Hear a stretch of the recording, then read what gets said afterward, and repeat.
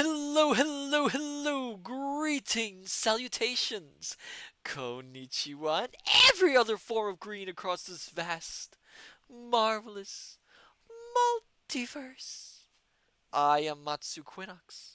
This is Horace, and welcome back, my dear, marvelous, wonderful scholars, to the study. Hello there, hello there, hello there.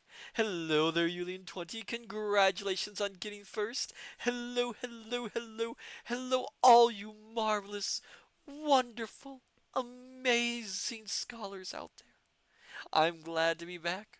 Glad to be back. I am running out of things to say for this introduction.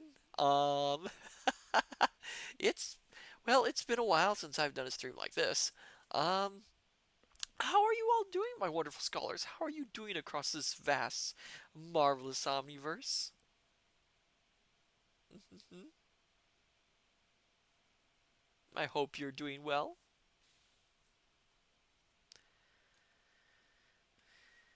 Fantabulous. Oh, wonderful to hear. Wonderful to hear, Julian20. I already need a drink of water. Hydration is important today, apparently. Oh, but what can I say? Well, I am out of anything to say about what's been going on. The usual. Been working here at the study.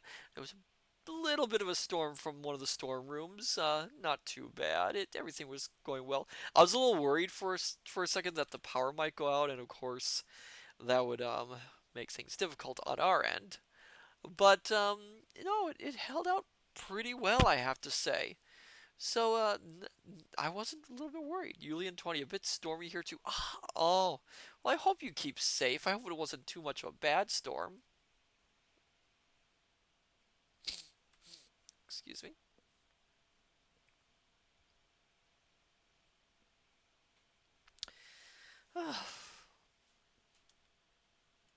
But, anyway, I digress. I'm gonna be digressing a lot tonight, it seems. So tonight, it seems we are gonna continue after what had been a long, long pause for us. The Merry Adventures of Robin Hood. Um, I'm not exactly sure what happened last time. I had to actually look it up because it had been so long. Um, if you don't know, of course, if you are late to the party, I uh, I unfortunately fell ill, so I had to take a few days off of streaming just to make sure that I would be okay. I was actually feeling all right by Thursday, but I thought I better not strain my voice, especially in a story like Robin Hood where there is a lot of accents being used and dialects, and I just felt, it's best to be safe than sorry. So we have waited, and we are back now. Last time that we read, if I can double check my book, Robin had what was the last time? Oh yes, Robin had pretended to be a beggar, I believe, and he did not do that good a job at all. Mhm. Oh, hello there, Private Maverick. Welcome, and oh, 5 stream streak. That's wonderful. Wonderful to have you here, my dear friend. Ah, all you scholars are my dear, dear friends. I'm so happy to have you all. Aren't we, Horace? Horace is happy to have you all here too. But yes, we are actually very, very, very close to the end of this book. Um, we only have 2 parts left, though there's quite a bit of pages. Unless I try to push myself. I could technically push. Well, no, I better not push myself. So here is my thoughts specifically. Tonight. Oh, hello there, Dr. Zadium. Welcome. Glad to have you here. I'm thinking tonight, most likely, we are only going to read two chapters. And my reasoning for that is that if we do these two chapters, that'll leave three chapters for next week. Though, if it's if we have enough time, maybe I'll do three chapters today and two chapters next week. It's hard to say, but I'm leaning towards having just just doing the two chapters this week and then doing the final three chapters next week, and then we will be done. Oh, it feels like such a long time since we started this story too. So, my dear scholars, shall we journey back to Sherwood Forest and once again peer into the adventures of the one and only Robin Hood?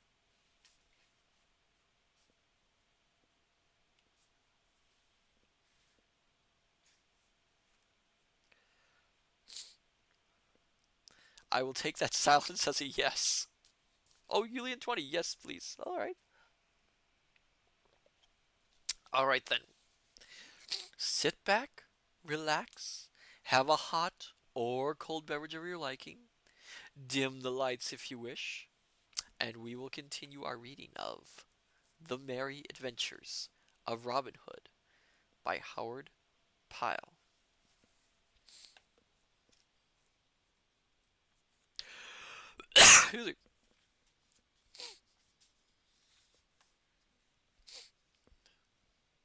and I don't believe we finished this. We did this chapter, so because I don't remember it.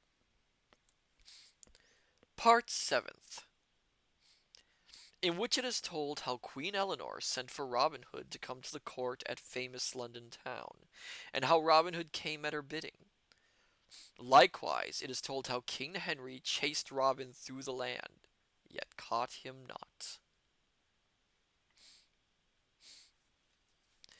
So, if you recall, before I begin, this book version places Robin Hood during the reign of King Henry II, Eleanor being his queen. Which is unusual to say the least, because most adaptations of Robin Hood place Robin Hood during the reign of Richard the First, Richard the Lionhearted, with his brother Prince. Well, one of his brothers. He had three other brothers, um, which were young Henry, um, Geoffrey, and Richard, and John. Um, but anyway, usually it is Richard who is the hero, the wicked Prince John, Sheriff of Nottingham. But this version goes for Henry the First as the main king. So this is going to be an interesting chapter because we are starting to lean a little bit into the time period, leading up into the time period of where Robin Hood is usually set.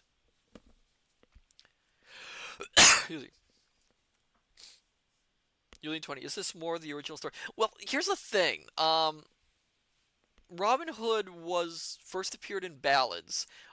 We don't know how long ago Robin Hood first started appearing in media. As was mentioned in there, a few other sources and researchers, not myself. Um, his first mention is briefly in I believe it was a poem, Piers Plowsman, where he's mentioned offhand as being a figure in a ballad. So we know he was very old figure, very popular, but we didn't know much more about that. And the character evolved over time. The whole connection between Richard, though, came somewhat later in the history of these stories being gathered. But the connection between Robin Hood and Richard, became such a popular fixture that has basically become the main setting in most adaptations of the media. This book is one of those exceptions where, like I said, they actually take it and set during the reign of the monarch just before Richard, which was Henry II.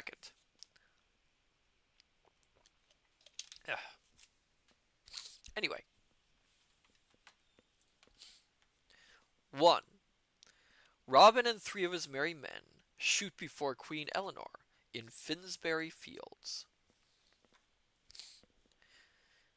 The high road stretched white and dusty in the hot summer afternoon sun, and the trees stood motionless along the roadside.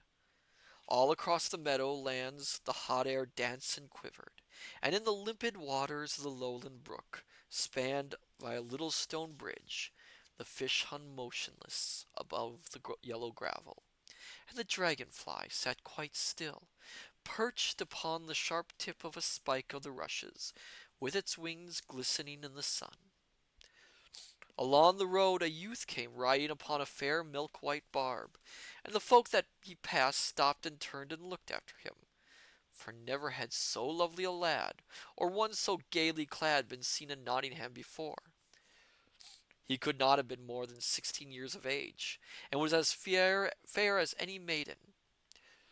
His long yellow hair flowed behind him as he rode along, all clad in silk and velvet, with jewels flashing and dagger jingling against the pommel of the saddle. Thus came the Queen's page, young Richard Parrington, from famous London town down into Nottinghamshire, upon her Majesty's bidding, to seek Robin Hood in Sherwood Forest.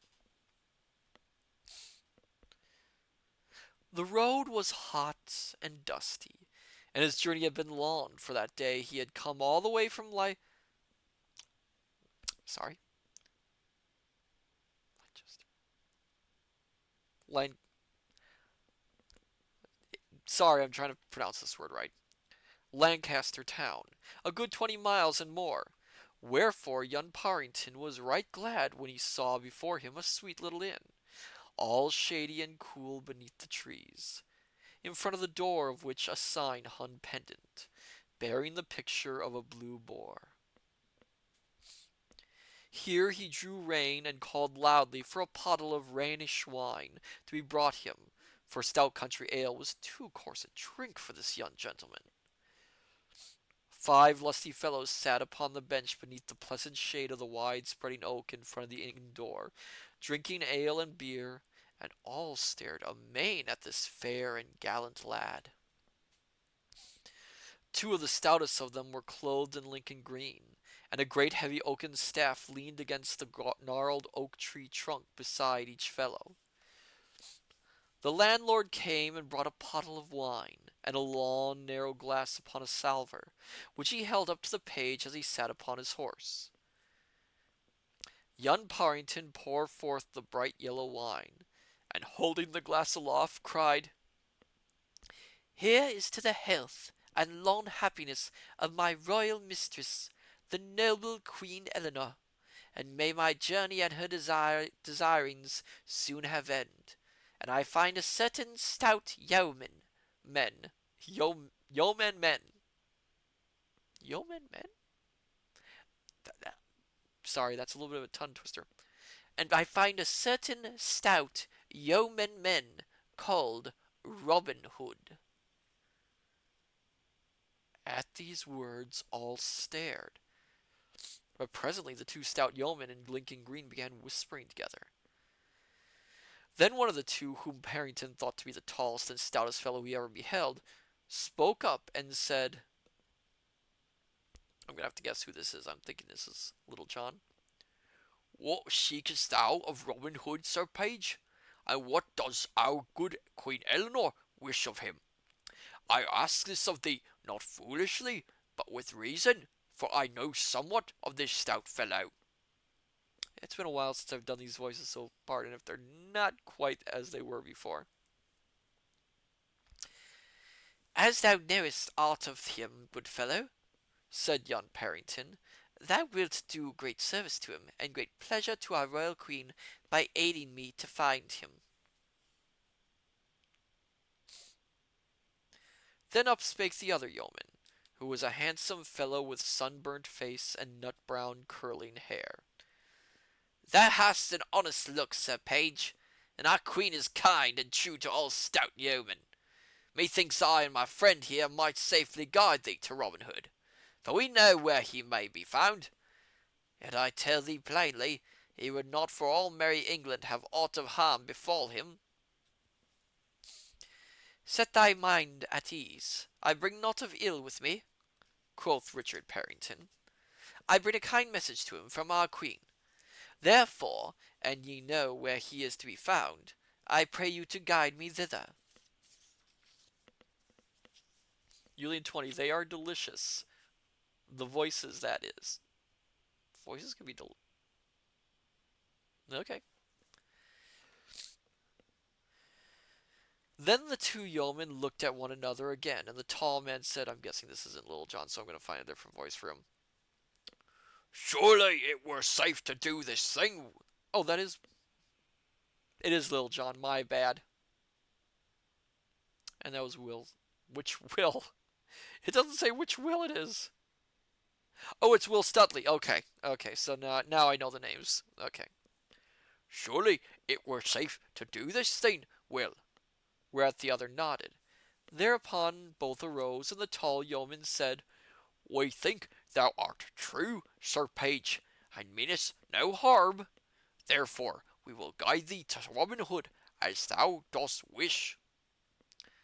Then Parrington paid his score, and the yeomen coming forward, they all straightway departed upon their way.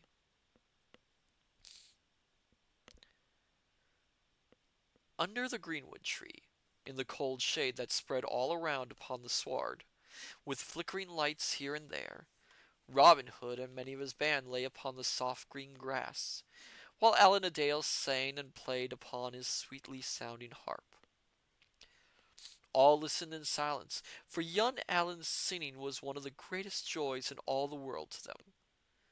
But as they so listened, there came of a sudden the sound of a horse's feet, and presently Little John and Will Stuteley came forth from the forest path into the open glade, young Richard Parrington riding between them upon his milk-white horse.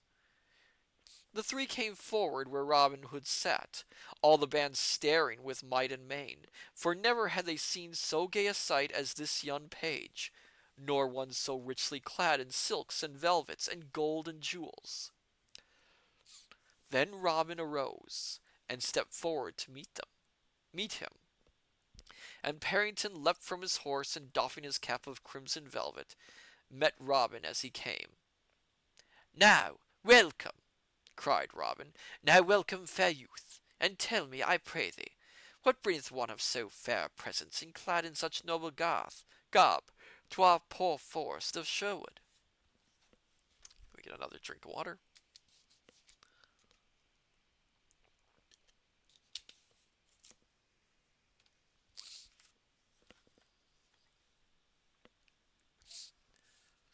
Then young Parrington said, "If I err not, thou art the famous Robin Hood, and these thy stout band of outlawed yeomen. To thee I bring greeting from our noble Queen Eleanor. Oft hath she heard thee spoken of, and thy merry doings hereabouts, and fain would she behold thy face. Therefore she bids me tell thee if thou wilt presently come to London town, she will do all in her power to guard thee against harm, and will send thee back safe to Sherwood Forest again. 4 days hence, in Finsbury Fields, our good King Henry, of great renown, holdeth a grand shooting match, and all the most famous archers of merry England will be thereat. Our Queen would fain see thy strive with these, knowing that if thou wilt come thou wilt. That if thou wilt come thou wilt, with little doubt, carry off the prize. Therefore she hath sent me with this greeting, and furthermore sends thee, as a sign of great goodwill, this golden ring from off her own fair thumb, which I give herewith into thy hands." Then Robin Hood bowed his head, and taking the ring, kissed it right loyally, and then slipped it upon his little finger. Quoth he, Sooner would I lose my life than this ring, and ere it departs from me, my hand shall be cold in death, or stricken off at the wrist. Fair Sir Page, I will do our Queen's bidding, and will presently here with thee to London. But ere we go, I will feast thee here in the woodlands with the very best we have. It may not be, said the page. We have no time to tarry. Therefore get thyself ready straightway. And if there be any of thy band that thou wouldst take with thee, our queen bids me to say that she will make them right welcome likewise. Truly, thou art right, quoth Robin, and we have but short time to stay. Therefore I will get me ready presently. I will choose 3 of my men, only, to go with me, and these 3 shall be Little John, my own true right-hand man, Will Scarlet, my cousin. Again, it bothers me that he calls him his cousin when Will Scarlet is very obviously his nephew. But who knows the reason for that? And Elena Dale, my minstrel. Go, lads, and get ye ready straightway, and we will presently off with all speed that we may. Thou, Will Stuteley, shall be the chief of the band while I am gone. Then Little John and Will Scarlet and Elena Dale ran leaping, full of joy, to make themselves ready, while Robin also prepared himself for the journey. After a while they all 4 came forth, and a right fair sight they made, for Robin was clad in blue from head to foot, and Little John and Will Scarlet in good Lincoln green. And as for Elena Dale, he was dressed in scarlet, from the crown of his head to the toes of his pointed shoes. Each man wore beneath his cap a little head covering of burnished steel set with rivets of gold, and underneath his jerkin a coat of linked mail, as fair as carded wool, yet so tough that no arrow could pierce it. Oh, thank you for the follow, Sin Bite Me K. Welcome! Glad to have you here. I am Matsu, interdimensional omniversal librarian, and we are in the middle of reading The Merry Adventures of Robin Hood. Oh, and thank you for the hydrate.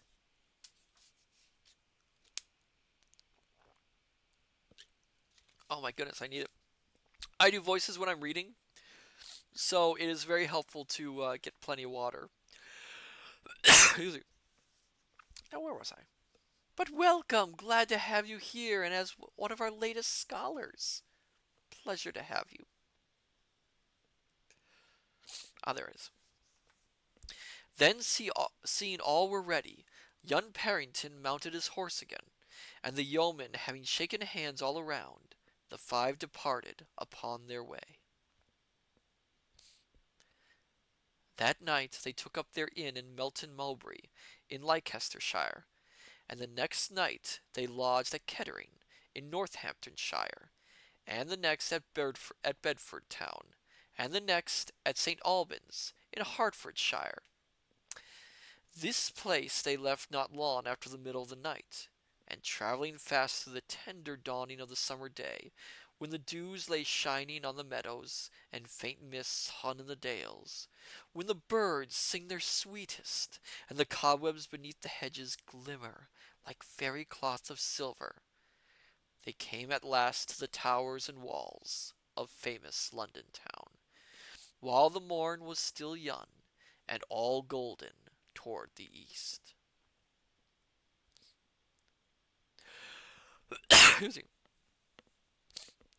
Queen Eleanor sat in her royal bower, through the open casements of which poured the sweet yellow sunshine in great floods of golden light. All about her stood her ladies in waiting, chatting in low voices, whilst she herself sat dreamily, where the mild air came softly drifting into the room laden with the fresh perfumes of the sweet red roses that bloomed in the great garden beneath the wall. To her came one who said that her page, Richard Parrington, and 4 stout yeomen waited her pleasure in the court below.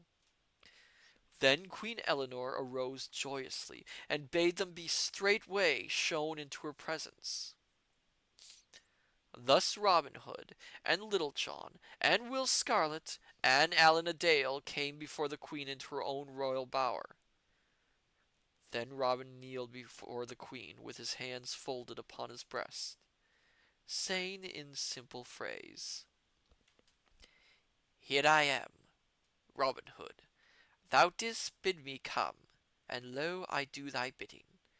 I give myself to thee as thy true servant, and will do thy commanding, even if it be to the shedding of the last drop of my life's blood. But good Queen Eleanor smiled pleasantly upon him, bidding him to arise, and then she made them all be seated to rest themselves after their long journey. Rich food was brought them, and noble wines, and she had her own pages to wait upon the wants of the yeomen. At last, after they had eaten all they could, she began questioning them of their merry adventures. Then they told her all of the lusty doings herein spoken of, and among others that concerning the Bishop of Hereford, and Sir Richard of the Lea, and how the bishop had abided 3 days in Sherwood Forest. At this the queen and the ladies about her laughed again and again, for they pictured to themselves the stout bishop abiding in the forest, and ranging the woods in lusty sport with Robin and his band. Then, when they had told all that they could bring to mind, the queen asked Allan to sing to her, for his fame as a minstrel had reached even to the court at London town. So straightway Allan took up his harp in his hand, and without more asking, touched the strings lightly till they all rang sweetly. Then he sang thus. Okay, I need some water for this. My dear scholars, it is time for a song. As you know, this is very common in these books. Okay, let me mute for a second and let me get a tune going so I know what I'm going to sing.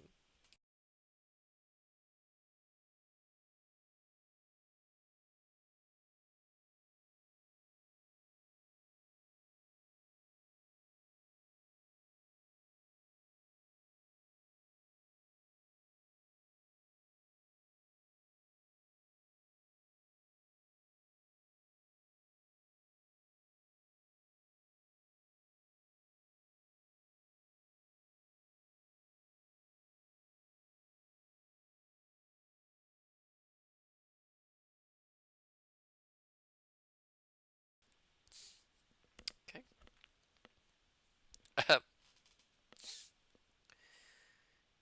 Gentle river, bright thy crystal waters flow, sliding where the aspens shiver, gliding where the lilies blow, singing over pebbled shallows, kissing blossoms, bending low, breaking near the dipping swallows, purpling where the breezes blow, floating on thy breast forever. Down thy current I could glide, grief and path should reach me never. On thy bright and gentle tide.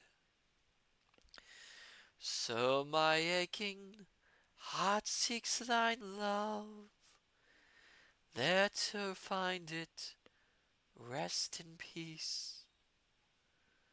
For though loving bliss is mine love, and my many troubles cease.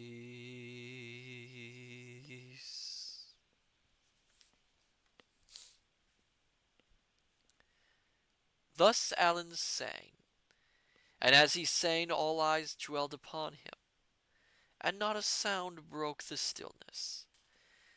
And even after he had done, the silence hung for a short space. So the time passed till the hour drew nigh for the holding of the great archery match in Finsbury Fields. More water, that takes a lot of me. Sometimes singing that high makes me a little dizzy.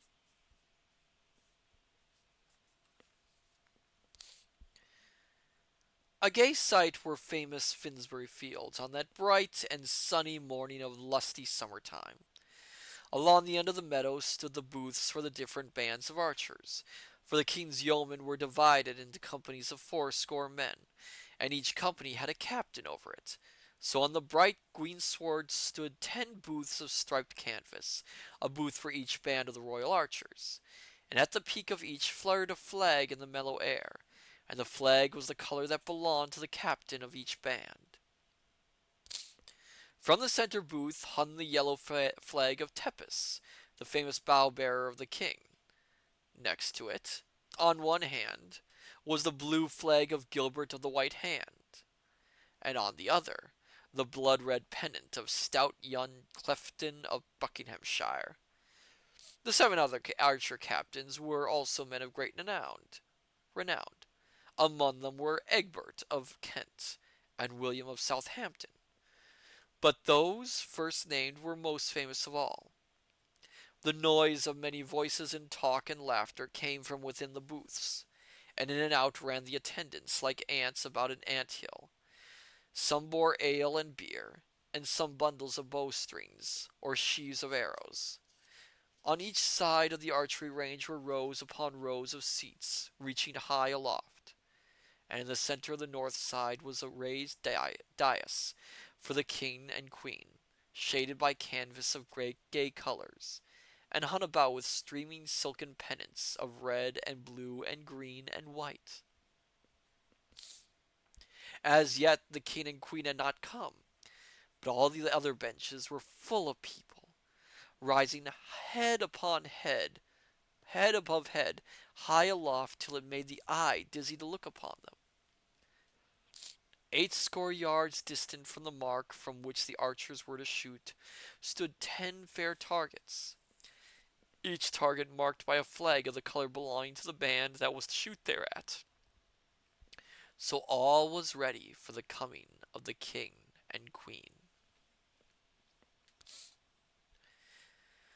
At last a great blast of bugles sounded, and into the meadow came riding 6 trumpeters with silver trumpets, from which hung velvet banners heavy with rich workings of silver and gold thread.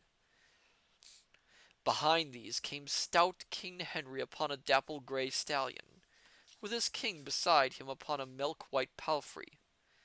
On either side of them walked the yeomen of the guard, the bright sunlight flashing from the polished blades of the steel halberds they carried. Behind these came the court in a great crowd, so that presently all the lawn was alive with bright colors, with silk and velvet, with waving plumes and gleaming gold, with flashing jewels and sword hilts. A gallant sight on that bright summer day. Then all the people arose and shouted, so that their voices sounded like the storm upon the Cornish coast, when the dark waves run upon the shore and leap and break, surging amid the rocks. So amid the roaring and the surging of the people and the waving of scarves and kerchiefs, the king and queen came to their place, and getting down from their horses, mounted the broad stairs that led to the raised platform, and there took their seats on 2 thrones bedecked with purple silks and cloths of silver and of gold. When all was quiet, a bugle sounded, and straightway the archers came marching in order from their tents. 40 they were in all, as stalwart a band of yeomen as could be found in all the wide world. So they came in orderly fashion, and stood in front of the dais where King Henry and his queen sat. King Henry looked up and down their ranks right proudly, for his heart warmed within him at the sight of such a gallant band of yeomen. Then he bade his herald, Sir Hugh de Mowbray, stand forth and proclaim the rules governing the game. So Sir Hugh stepped to the edge of the platform and spoke in a loud, clear voice, and thus he said. Okay, my dear scholars, this is a little bit tricky because thus he said, but the next part is not in quotations. In fact, it seems like it's more like the narrator speaking. Should I do it in Sir Hugh's voice, or should I do it in the narrator's voice? What say you, my dear scholars? I'm opening the floor up to you in my choice. Should I do it as Sir Hugh's voice, or should I do it just reading it as the narrator since there's no quotations?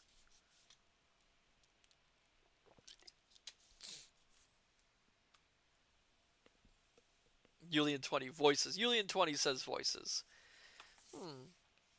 Okay, well, might as well do voices. Excuse me. Ahem. That each man should shoot 7 arrows at the target that belonged to his band. And of the 80 yeomen of each band, the 3 that shot the best should be chosen. These 3 should shoot 3 arrows apiece, and the one that shot the best should again be chosen. Then each of these should again shoot 3 arrows apiece, and the one that shot the best should have the first prize, the one that shot the next best should have the second, and the one that shot the next best should have the third prize. Each of the others should have 80 silver pennies for his shooting. The first prize was to be 20 golden pounds, a silver bugle horn inlaid with gold, and a quiver with 10 white arrows tipped with gold, and feathered with the white swan's wing therein. The second prize is to be 50 of the fattest bucks that run on Dallin Lay, to be shot when the yeoman that won them chose. The third prize was to be 2 tuns of good Rhenish wine. So Sir Hugh spoke, and when he had done, all the archers waved their bows aloft and shouted. Then each band turned and marched in order back to its place. And now the shooting began.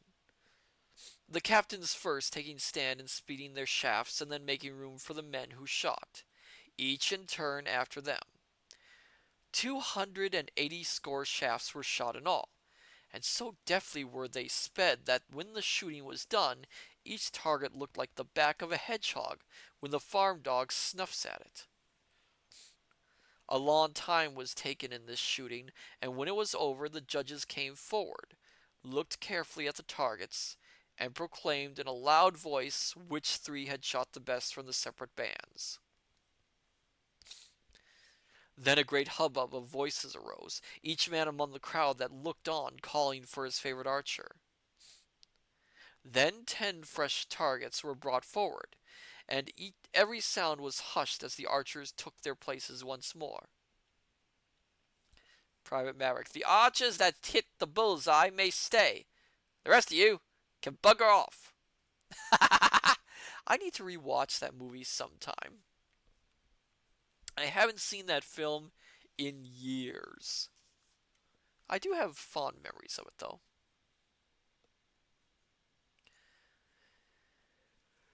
Excuse me. This time the shooting was more speedily done, for only 9 shafts were shot by each band. Not an arrow missed the targets, but in that of Gilbert of the White Hand, 5 arrows were in the small white spot that marked the center. Of these 5, 3 were sped by Gilbert. Then the judges came forward again, and looking at the targets, called aloud the names of the archer chosen as the best bowman of each band. Of these, Gilbert of the White Hand led, for 6 of the 10 arrows he had shot had lodged in the center. But stout Tepus and young Clifton trode close upon his heels. yet the others stood a fair chance for the second or third place. And now, amid the roaring of the crowd, those 10 stout fellows that were left went back to their tents to rest for a while, and change their bowstrings, for not much must for not must fail at this next round, and no hand must tremble or eye grow dim because of weariness. Then, while the deep buzz and hum of talking sound all around like the noise of the wind in the leafy forest, Queen Eleanor turned to the king, and quoth she, okay, before I do Queen Eleanor's voice, I'm going to do a confession. I was deeply tempted to read Queen Eleanor in the voice of Katharine Hepburn, because that said actor played Queen Eleanor in a fantastic movie, The Lion in Winter, and I was deeply, deeply tempted to do her voice for this character. However, at the same time, I was worried that if I do that voice, it would sound more comedic than it would serious. So I'm iffy on doing that, although I really, really, really, really, really kind of want to read it that way. Because that's how I see Queen Eleanor in this.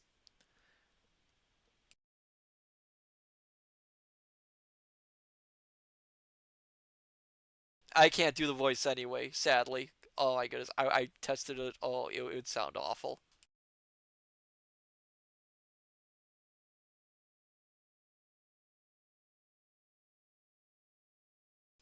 Yeah, I can't do the voice, so I'm gonna have to just do her in a generic female voice. I was also tempted to do Henry as Peter O'Toole, who played who actually played King Henry II twice. Believe it or not, he was in the film version of Beckett, where he played young King Henry II, and he was also in the in again The Lion in Winter, which is portrays King Henry II towards the end of his reign. So it was tempting.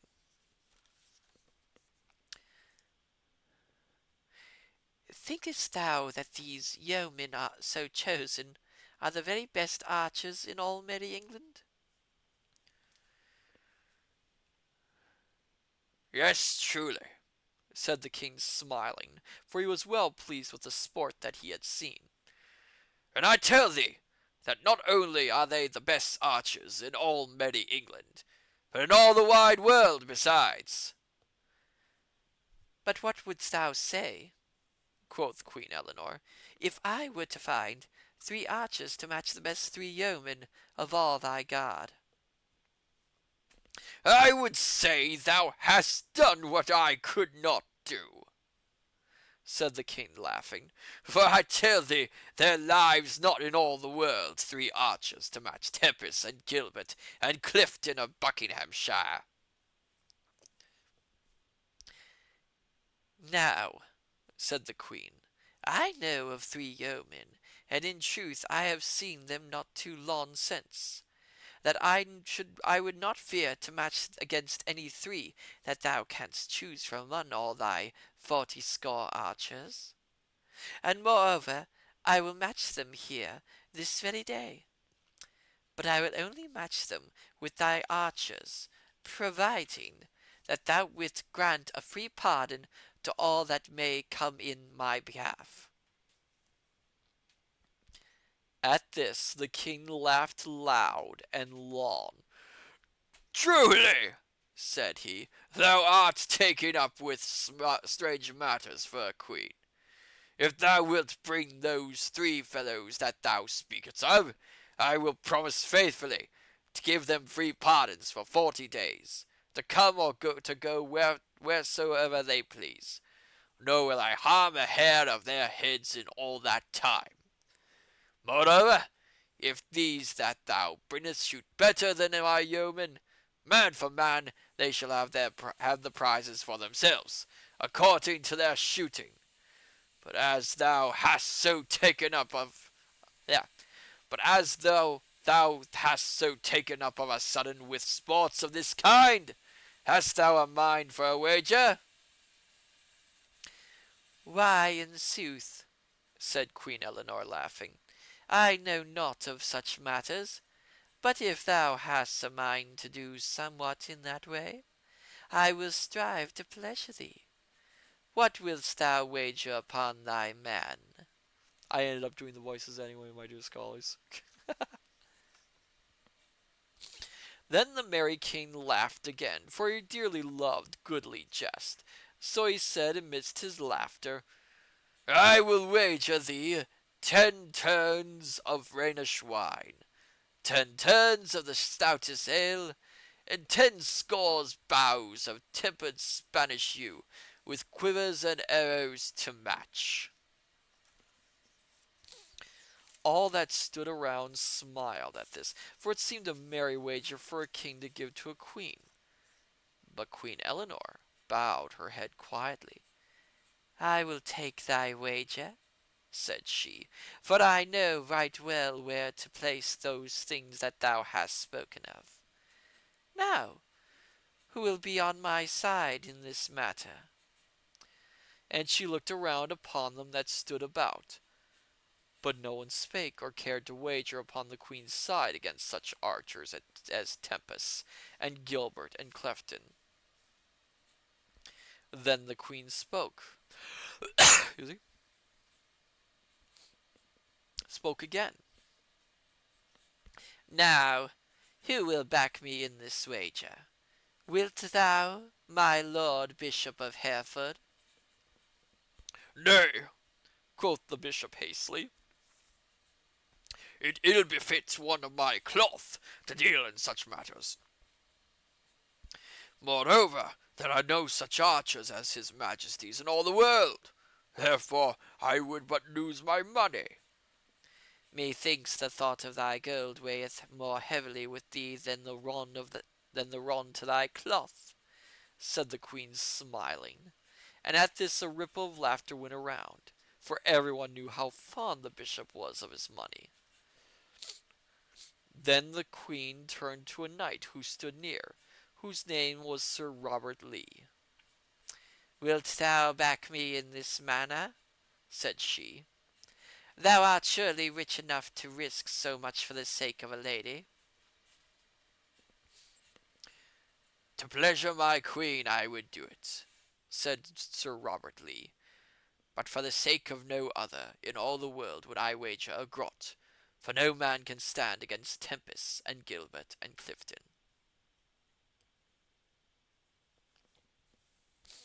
Then turning to the king, Queen Eleanor said, I want no such aid as Sir Robert giveth me, but against thy wine and beer and stout boughs of yew I wager this girdle, all set with jewels, from around my waist, and surely that is worth more than thine. Now I take thy wager, quoth the king. Send for thy archers straightway. But here come forth the others. Let them shoot, and then I will match those that win against all the world. So be it, said the queen. Thereupon beckoning to young Richard Parrington, she whispered something in his ear, and straightway the page bowed and left the place, crossing the meadow to the other side of the range, where he was presently lost in the crowd. Excuse me, gotta adjust myself. At this, all that stood around whispered to one another, wondering what it all meant, and what 3 men the queen was about to set against those famous archers of the king's guard. And now the 10 archers of the king's guard took their stand again, and all the great crowd was hushed to the stillness of death. Slowly and carefully each man shot his staffs, and so deep was the silence that you could hear every arrow rap against the target as it struck it. Then, when the last shaft had sped, a great roar went up, and the shooting, I wot, was well worthy of the sound. Once again Gilbert had lodged 3 arrows in the white. Tempest came second, with two in the white and one in the black ring next to it.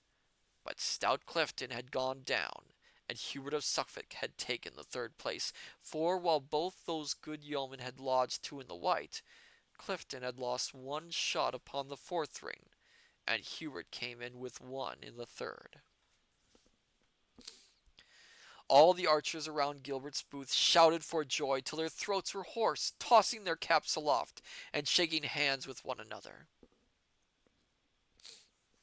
More drink. This is a harder one than I thought.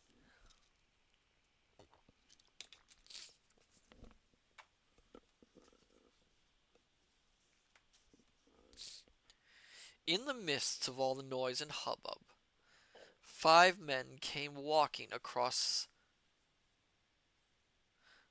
the lawn toward the king's pavilion. The first was Richard Parrington, and was known to most folk there, but the others were strange to everybody. Besides young Parrington walked a yeoman clad in blue, and behind came 3 others, 2 in Lincoln green and 1 in scarlet. This last yeoman carried 3 stout bows of yew tree, 2 fancifully inlaid with silver and 1 with gold. While these 5 men came walking across the meadow, a messenger came running from the king's booth and summoned Gilbert and Tempest and Hubert to go with him. And now the shouting quickly ceased, for all saw that something unwonted was toward. So the folks stood up in their places and leaned forward to see what was the ado. When Parrington and the others came before the spot where the king and queen sat, the 4 yeomen bent their knees and doffed their caps unto her. King Henry leaned far forward and stared at them closely. But the Bishop of Hereford, when he saw their faces, started as though stunned by a wasp. He opened his mouth as though about to speak, but looking up he saw the queen gazing at him with a smile upon her lips. So he said nothing, but bit his neither lip, whilst his face was as red as a cherry. It's a smart move not to try and mix yourself in with royals' business, even if you know what's going on.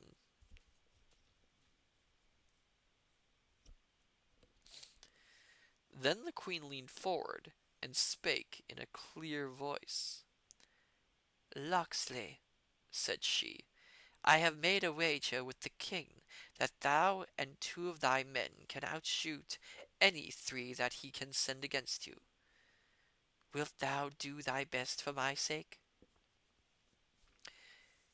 Yea, quoth Robin Hood, to which she spake, I will do my best for thy sake, and if I fail, I make my vow never to finger bowstring more. Now, although Little John had been somewhat abashed in the Queen's bower, he felt himself the sturdy fellow he was when the soles of his feet pressed green grass again. So he said boldly, Now, blessings on thy sweet face, says I. And there lived a man that would not do his best for thee. I will say not, only I would like to have the cracking of his knave's pat. Peace, peace, Little John, said Robin Hood hastily in a low voice, but good Queen Eleanor laughed aloud, and a ripple of merriment sounded all over the booth. The Bishop of Hereford did not laugh, neither did the king, but he turned to the Queen, and quoth he, Who are these men that thou hast brought before us? Then up spoke the bishop hastily, for he could hold his peace no longer. Your Majesty, quoth he, yon fellow in blue is a certain outlawed thief of the mid-country, named Robin Hood. Yon tall strapping villain goeth by the name of Little John. The other fellow in green is a certain backsliding gentleman, known as Will Scarlet. The man in red is a rogue of a northern minstrel, named Allan a Dale. At this speech the king's brows drew together blackly, and he turned to the queen. Is this true? said he sternly. Yea, said the queen, smiling, the bishop hath told the truth, and truly he should know them well, for he and 2 of his friars spent 3 days in merry sport with Robin Hood in Sherwood Forest. I did little think that the good bishop would so betray his friends. But bear in mind that thou hast pledged thy promise for the safety of these good yeomen for 40 days. I will keep my promise, said the king in a deep voice that showed the anger in his heart. But when these 40 days are gone, let this outlaw look to himself, for mayhap things will not go so smoothly with him as he would like. Then he turned to his archers, who stood near the Sherwood yeomen, listening and wondering at all that passed. Quoth he, Gilbert, and thou Tempest, and thou Hubert, I have pledged myself that ye shall shoot against these 3 fellows. If ye outshoot the knaves, I will fill your caps with silver pennies. If ye fail, ye shall lose your prizes that ye have won so fairly, and they go to them that shoot against you, man to man. Do your best, lads, and if ye win this bout, ye shall be glad of it to the last of your life. Go now, and get ye gone to the butts.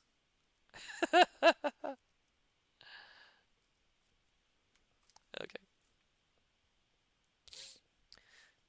Then the 3 archers of the king turned and went back to their booths, and Robin and his men went to their places at the mark from which they were to shoot. Then they strung their bows and made themselves ready, looking over their quivers of arrows and picking out the roundest and the best feathered. But when the king's archers went to their tents, they told their friends all that had passed, and how that these 4 men were the famous Robin Hood and 3 of his band, to wit, Little John, Will Scarlet, and Allan a Dale.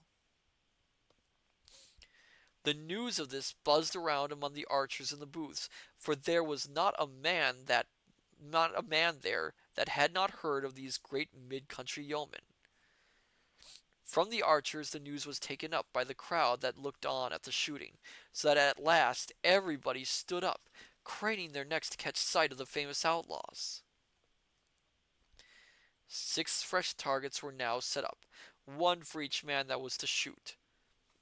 Whereupon Gilbert and Tempest and Hubert came straightway forth from the booths. Then Robin Hood and Gilbert of the White Hand tossed a farthing aloft to see who should take in the shooting, and the lot fell to Gilbert's side. Thereupon he called upon Hubert of Suffolk to lead. Water, please. My goodness. Hubert took his place, planted his foot firmly, and fitted a fair, smooth arrow. Then, breathing upon his fingertips, he drew the string slowly and carefully. The arrow sped true and lodged in the white. Again he shot, and again he hit the clout. A 3rd shot he sped, but this time failed of the center, and but struck the black, yet not more than a finger's breadth from the white. At this a shout went up, for it was the best shooting that Hubert had yet done that day. Merry Robin laughed, and quoth he, Thou wilt have an ill time bettering that round. Excuse me. Thou wilt have an ill time bettering that round, Will, for 'tis thy turn next. Brace thy thews, lad, and bring not shame upon Sherwood. Then Will Scarlet took his place, but because of over caution, he spoiled his target with the very first arrow that he sped, for he hit the next ring to the black, the second for the center. At this Robin bit his lips. Lad, lad, quoth he, hold not the string so long. Have I not often told thee what Gaffer Swathold saith? That over caution spilleth the milk. To this Will Scarlet took heed. So the next arrow he shot lodged fairly in the center ring. Again he shot, and again he smote the center. But for all that stout Hubert had outshot him, and showed the better target.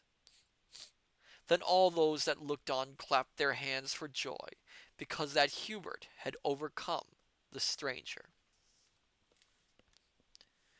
Quoth the king grimly to the queen, "If thy archers shoot no better than that, thou art like to lose thy wager, lady." But Queen Eleanor smiled, for she looked for better things from Robin Hood and Little John. And now Tempest took his place to shoot. He also took over heed to what he was about, and so he fell into Will Scarlet's error. The first arrow he struck into the center ring, but the second missed its mark, and smote the black. The last arrow was tipped with luck, for it smote the very center of the clout, upon the black spot that marked it. Quoth Robin Hood, "That is the sweetest shot that hath been sped this day. But nevertheless, friend Tempest, thy cake is burned, methinks. Little John, it is thy turn next." So Little John took his place as bidden, and shot his 3 arrows quickly. He never lowered his bow arm in all the shooting, but fitted each shaft with his long bow raised. Yet all 3 of his arrows smote the center within easy distance of the black. At this no sound of shouting was heard, for although it was the best shooting that had been done that day, the folk of London town did not like to see the stout Tempest overcome by a fellow from the countryside, even were he as famous as Little John. And now stout Gilbert of the White Hand took his place, and shot with the greatest care, and again for the 3rd time in one day he struck all 3 shafts into the clout. "Well done, Gilbert," quoth Robin Hood, smiting him upon the shoulder. "I make my vow thou art one of the best archers that ever mine eyes beheld. Thou shouldst be a free and merry ranger like us, lad, for thou art better fitted for the greenwood than for the cobblestones and grey walls of London town." So saying, he took his place, and drew a fair round arrow from his quiver, which he turned over and over again, ere he fitted it to his bowstring. Then the king muttered in his beard, "Now, blessed Saint Herbert, if thou wilt but jog that rogue's elbow so as to make him smite even the second ring, I will give 80 waxen candles 3 fingers' breadth in thickness to thy chapel nigh Matching." But it may be St. Hubert's ears were stuffed with tow, for he seemed not to hear the king's prayer this day. Having gotten 3 shafts to his liking, merry Robin looked carefully to his bowstring ere he shot. "Yea," quoth he to Gilbert, who stood nigh him to watch his shooting, thou shouldst pay us a visit at merry Sherwood." Here he drew the bowstring to his ear. "In London," here he loosened his shaft, "thou canst find naught to shoot at but rooks and daws, that one can tickle the ribs of the noblest stags in England. There one can tickle the ribs of the noblest stags in England." So he shot even whilst he talked, yet the shaft lodged not more than half an inch from the very centre. "By my soul," cried Gilbert, "art thou the devil in blue to shoot in that wise?"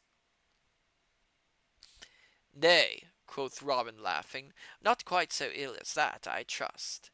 And he took up another shaft, and fitted it to the string. Again he shot, and again he smote his arrow close beside the centre. A 3rd time he loosened his bowstring, and dropped his arrow just betwixt the other 2, and into the very center, so that the feathers of all three were ruffled together, seeming from a distance to be one thick shaft.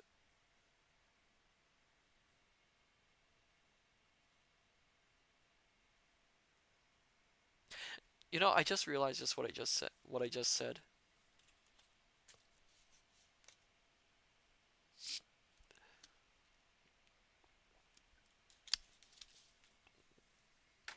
Yeah. I don't. Oh.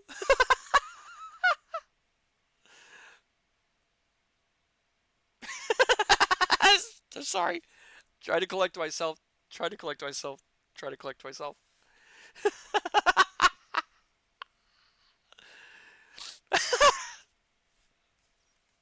Mm.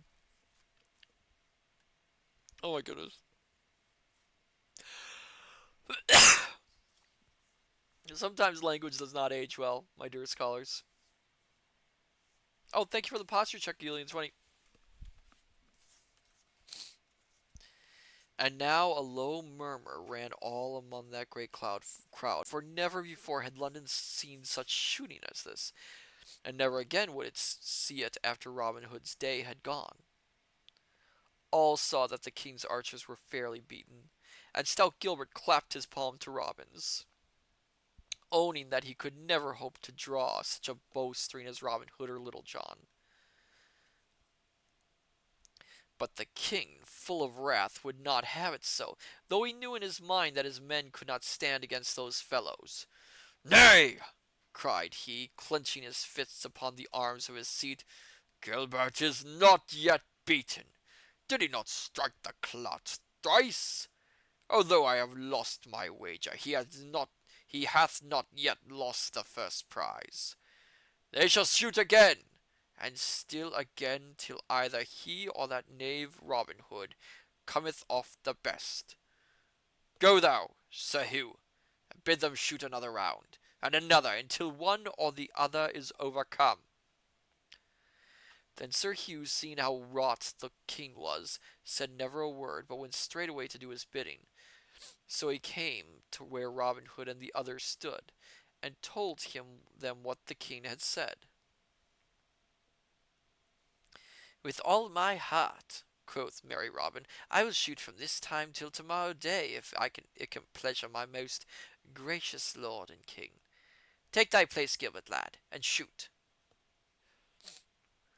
So Gilbert took his place once more, but this time he failed, for, a sudden little wind rising, his shaft missed the center ring, but by not more than the breadth of a barley straw.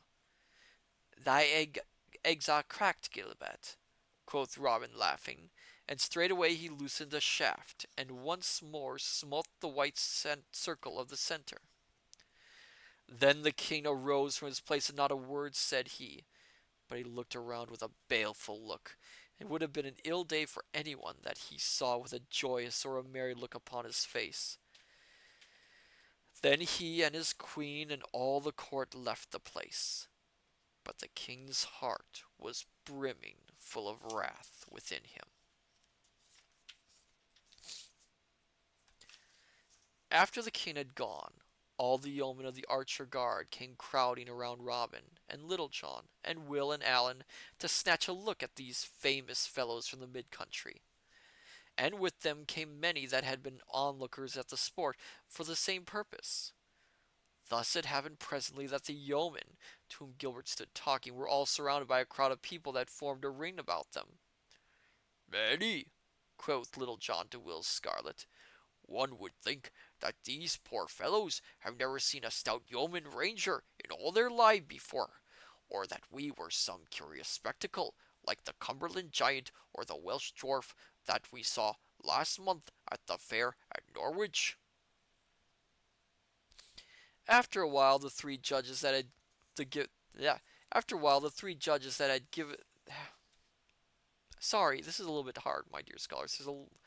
He writes. Sometimes he writes the sentences in strange ways. After a while, the three judges that had the giving away of the prizes came forward, and the chief of them all spake to Robin and said, According to agreement, the first prize belongeth rightly to thee. So here I giveth thee the silver bugle, here the quiver of 10 golden arrows, and here a purse of 210 golden pounds. And as he spake, he handed those things to Robin, and then turned to Little John. To thee, he said, belongeth the second prize, to wit 50 of the finest hearths that run on Dallin Lee. Thou mayst shoot them whensoever thou dost list.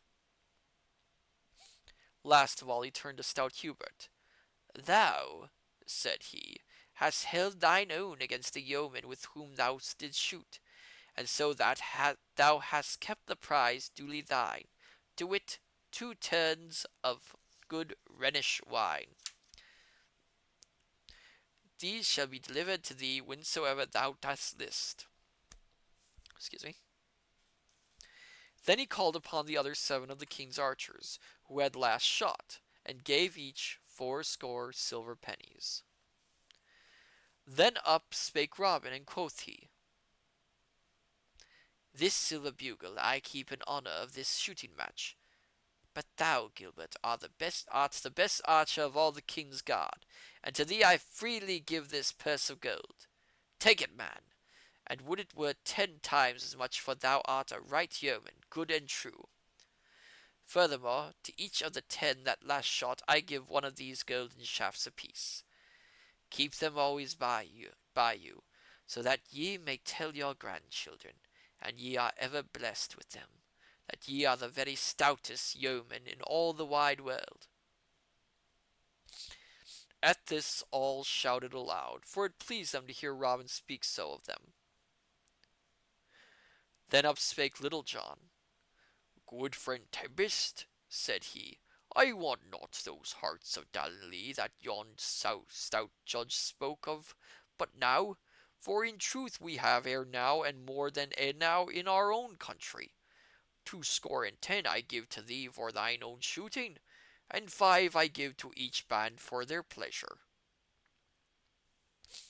At this another great shout went up, and many tossed their caps aloft and swore among themselves that no better fellows ever walked the sod than Robin Hood and this stout yeoman.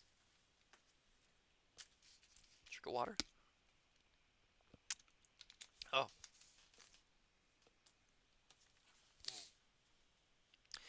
While they so shouted with loud voices, a tall, burly yeoman of the king's guard came forward and plucked Robin by the sleeve. Good master, quoth he, I have something to tell thee in thine ear. A silly thing, God wot, for one stout yeoman to tell another, but a young peacock of a page, one Richard Partington, was seeking thee without avail in the crowd, and not being able to find thee, told me that he bore a message to thee from a certain lady that thou wantest of. This message he bade me to tell thee privately, word for word, and thus it was. Let me see. I trust I have forgotten it not. Yea, thus it was. The lion growls. Beware thy head. Is it so? Quoth Robin, starting, for he knew right well it was the queen sent the message, and that she spake of the king's wrath. Now I thank thee, good fellow, for thou hast done me greater service than thou knowest of this day. Then he called his 3 yeomen together, and told them privately that they had best be jogging, as it was like to be ill for them so nigh merry London town. So, without tarrying longer, they made their way through the crowd until they had come out from the press. Then, without stopping, they left London town and started away northward. Thus ended the famous shooting match before Queen Eleanor. And now we shall hear how ill King Harry kept his promise to the Queen that no harm should befall Robin Hood for 40 days, in which time he might come and go as he wished. Okay, so dear scholars, we're going to do this next part. It's shorter than this chapter, I believe, but I need to take a short break, and I will be right back.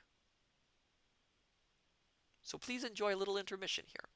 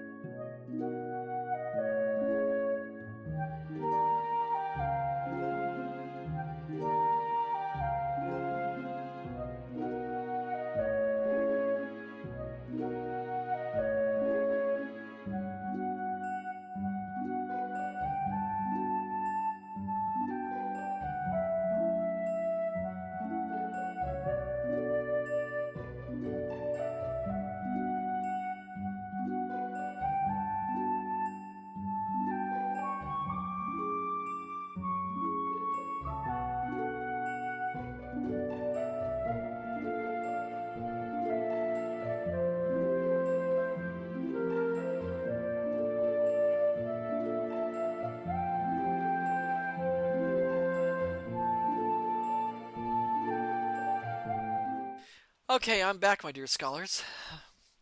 Yes, this is these chapters are a little bit longer, so it takes a lot out of me. So once in a while, you have to get a little more hydration. You have to get a little bit something in you just to keep your energy up. So yes, so we are back and we are ready for the second chapter for tonight, which is actually a little bit longer than the last one. Oh boy. Well, we'll see. Okay, so this is two. The chase of this is two. Oh, thank you, Julian20, and hello there, Firefly. Welcome. I saw you were here earlier, but welcome. All right, so this is two. The chase of Robin Hood. So Robin Hood and the others left the archery range at Finsbury Fields, and tarrying not set forth straightway upon their homeward journey. It was well for them that they did so, for they had not gone more than 3 or 4 miles upon their way when 6 of the yeomen of the King's Guard came bustling amongst the crowd that still lingered, seeking for Robin and his men to seize upon them and make them prisoners. Truly it was an ill done thing in the King to break his promise, but it all came about through the Bishop of Hereford's doing, for thus it happened. Music. After the king left the archery ground, he went straightway to his cabinet, and with him went the Bishop of Hereford and Sir Robert Lee. But the king said never a word to these two, but sat gnawing his neither lip, for his heart was galled within him by what had happened. At last the Bishop of Hereford spoke in a low, sorrowful voice. "It is a sad thing, your majesty, that this knavish outlaw should be let to escape in this wise. For let him but get back to Sherwood safe and sound, and he may snap his fingers at king and king's men." At these words the king raised his eyes, and looked grimly upon the bishop. "Sayest thou so?" quoth he. "Now I will show you, in good times, how much thou dost err. For when the 40 days are past and gone, I will seize upon this thieving outlaw, if I have to tear down all of Sherwood to find him. Thinkest thou that the laws of the King of England are to be so evaded by one poor knave without friends or money?" Then the bishop spoke again in his soft, smooth voice. "Forgive my boldness, your majesty, and believe that I have naught but the good of England and your majesty's desirings at heart. But what would it boot through my gracious lord did root up every tree of Sherwood? Sorry. Are there not other places for Robin Hood's hiding? Quinox Chase is not far from Sherwood, and the great forest of Arden is not far from Quinox Chase. Besides, these are many other woodlands in Nottingham, and Derby, Lincoln, and York, amid any of which your majesty might as well think to seize upon Robin Hood as lay finger upon a rat among the dust and broken things of a garret. Nay, my gracious lord, if he doth once plant foot in the woodland, he is lost to the law forever." At these words the king tapped his fingertips upon the table beside him with vexation. "What would thou have me do, bishop?" quoth he. "Didst thou not hear me pledge my word to the queen? Thy talk is as barren as the wind from the hollows bellows upon dead coals." "Far be it from me," said the cunning bishop, "to point the way to one so clear-sighted as your majesty, but were I the king of England, I should look upon the matter in this wise. I have promised my queen, let us say, that for 40 days the cunningest rogue of all England shall have freedom to come and go. But lo, I find this outlaw in my grasp. Shall I then foolishly cling to a promise so hastily given? Suppose that I had promised to do her majesty's bidding. Whereupon she bade me to slay myself. Should I then shut mine eyes and run blindly upon my sword? Thus would I argue within myself.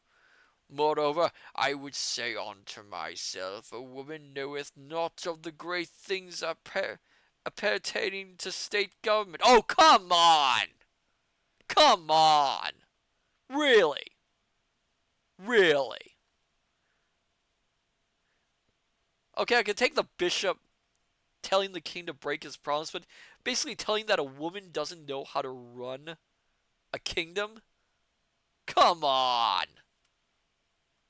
He's just a jerk. And likewise, I know a woman is ever prone to take up a fancy, even as she would pluck a daisy from the roadside and then throw it away when the savor is gone. Ugh. Firefly, we all know when this was written. Yeah, really. Ugh. You didn't say what? Yeah, yeah, yeah. This bishop is on my list. He is, yeah, he is in deep trouble.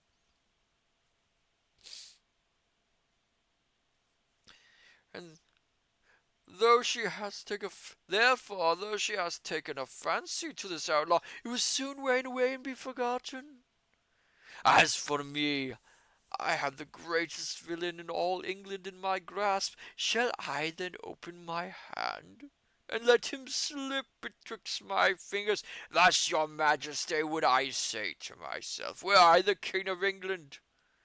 So the bishop so the bishop talked, and the king lent his ear to his evil counsel, until after a while he turned to Sir Robert Lee, and bade him send 6 of the yeomen of the guard to take Robin Hood and his 3 men prisoner. Now, Sir Robert Lee was a gentle and noble knight, and he felt grieved to the heart to see the king so break his promise. Nevertheless, he said nothing, for he saw how bitterly the king was set against Robin Hood. But he did not send the yeoman of the guard at once, but went first to the queen and told her all that had passed, and bade her send word to Robin of his danger.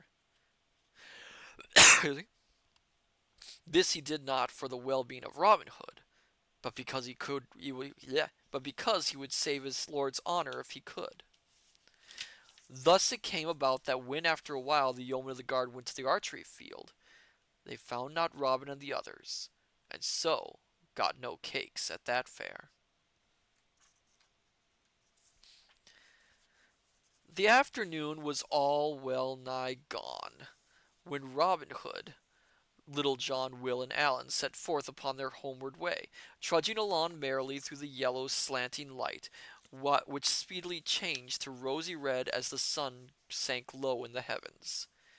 The shadows grew long, and finally merged in the grayness of the mellow twilight. The dusty highway lay all white betwixt the dark hedgerows, and along it walked 4 fellows like 4 shadows, the pad of their feet sounding loud, and their voices as they talked ringing clear upon the silence of the air. The great round the great round moon was floating breathless.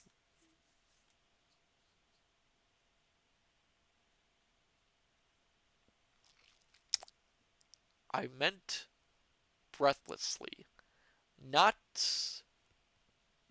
bre- not that word. Firefly. It mentioned the queen was Eleanor, didn't it? Yes, this is Queen Eleanor. This is Queen Eleanor married to King Henry II. So this is Queen Eleanor of. Oh, come on, brain work. Um, what's it called? Arg. It's not Argincourt. It's Argent. I can't think apparently to this evening, so I apologize, my dear scholars. Julian 20, you laugh. Teal and Aqua. It is Eleanor of Aquitaine. Firefly. Thank you. Oh, hello there, Dragon Thunder. Welcome. We are reading Robin Hood. Welcome. It is Eleanor of Aquitaine who who is the queen at this point.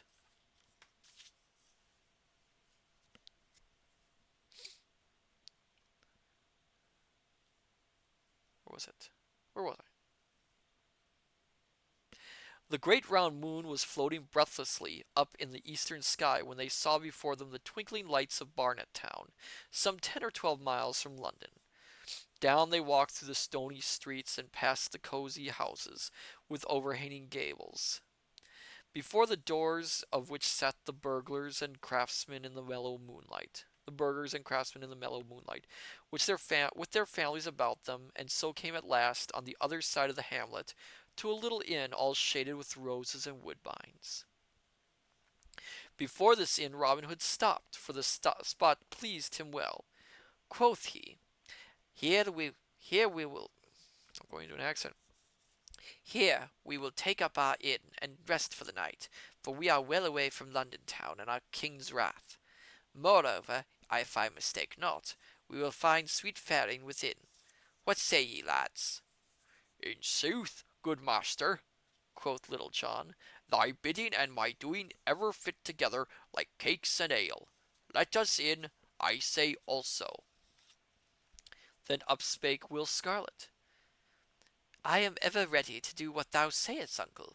Yet I could wish that we were farther upon our way ere we rest for the night. Nevertheless, if thou thinkest best, let us in for the night, say I also. So in they went and called for the best that the place afforded. Then a right good feast was set before them, with 2 stout bottles of old sack to wash it down withal.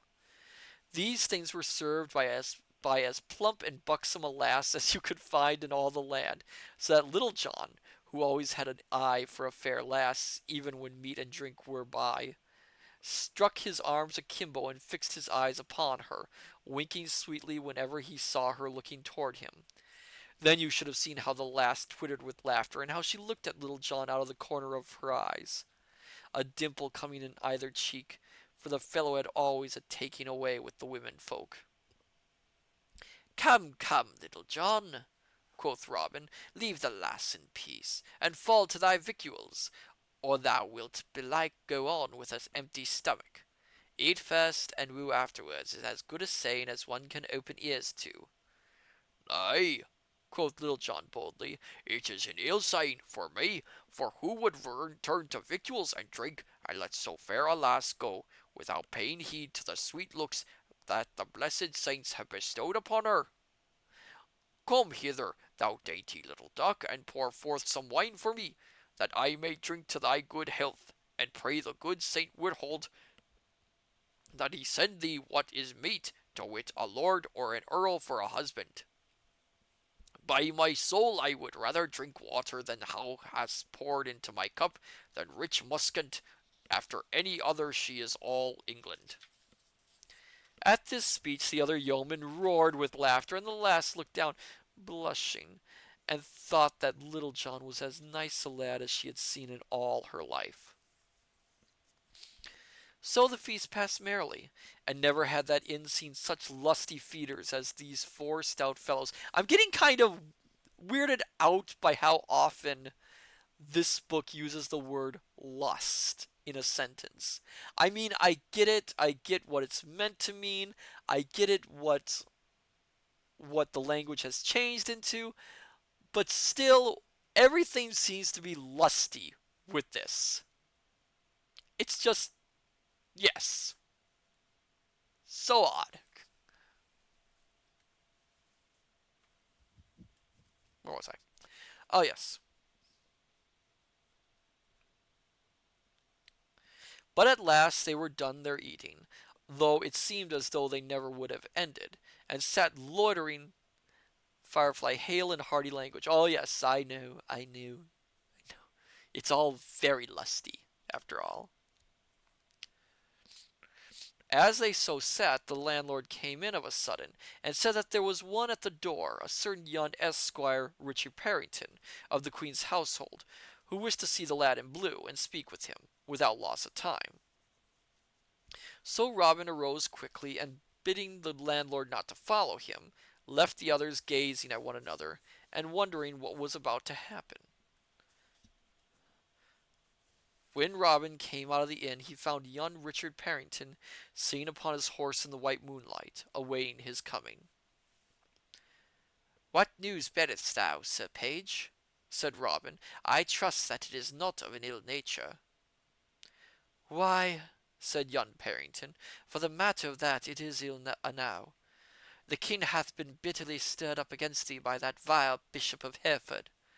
He sent to rest thee at the archery butts at Finsbury Fields, but not finding thee there, he hath gathered together his armed men, 50 score and more, and is sending them in haste along this very road to Sherwood, either to take thee on the way, or to prevent thy getting back to the woodlands again. He hath given the Bishop of Hereford command over all these men, and thou knowest what thou hast to expect of the Bishop of Hereford. Short shrift and a long rope. 2 bands of horsemen are already upon the road, not far behind me, so thou hadst best get thee gone from this place straightway, for if thou tarriest longer thou art like to sleep this night in a cold dungeon. This word the Queen hath bidden me to bring to thee. Excuse me. Now, Richard Parrington, quoth Robin, this is the second time that thou hast saved my life, and if the proper time ever cometh I will show thee that Robin Hood never forgets these things. As for that Bishop of Hereford, if I ever catch him nigh to Sherwood again, things will be like to go ill with him. Thou mayest tell the good Queen that I will leave this place without delay, and will let the landlord think that we are going to St. Albans. But when we are upon the high road again, I will go one way through the country, and will send my men the other, so that if one falleth into the King's hand, the others may haply escape. We'll go by devious ways, and so I hope we'll reach Sherwood in safety. And now, Sir Page, I wish thee farewell. Farewell thou, bold yeoman, said young Parrington, and mayest thou reach thy hiding in safety. So each shook the other's hand, and the lad, turning his horse's head, rode back towards London, while Robin entered the inn once more. There he found his yeoman sitting in silence, waiting his coming. Likewise the landlord was there, for he was curious to know what Master Parrington had to do with the fellow in blue. Up, my merry men, quoth Robin. This is no place for us, for those that are after us with whom we will stand but an ill chance, and we fall into their hands. So we will go forward once more, nor will we stop this night till we reach St. Albans. Hereupon, taking out his purse, he paid the landlord his score, and so they left the inn. Excuse me. When they had come to the high road without the town, Robin stopped and told them all that had passed between young Parrington and himself, and how that the king's men were after them with hot heels. Then he told them that here they should part company, they three going to the eastward and he to the westward, and so skirting the main high roads would come by devious paths to Sherwood. So be ye wily, said Robin Hood, and keep well away from the northward roads till ye have gotten well to the eastward. And thou, Will Scarlet, take the lead of the others, for thou hast a cunning turn to thy wits. Then Robin kissed the three upon the cheeks, and they kissed him, and so they parted company. Not long after this, a score or more of the king's men came clattering up to the door of the inn at Barnet Town. Here they leaped from their horses and quickly surrounded the place, the leader of the band and 4 others entering the room where the yeoman had been. But they found that their birds had flown again, and that the king had been balked a second time.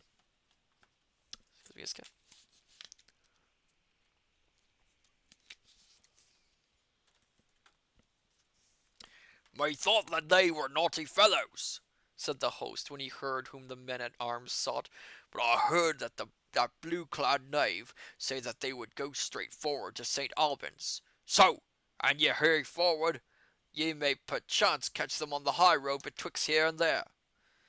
For this news the leader of the band thanked mine host right heartily, and calling his men together, mounted, and set forth again, galloping forward to St. Albans upon a wild goose chase.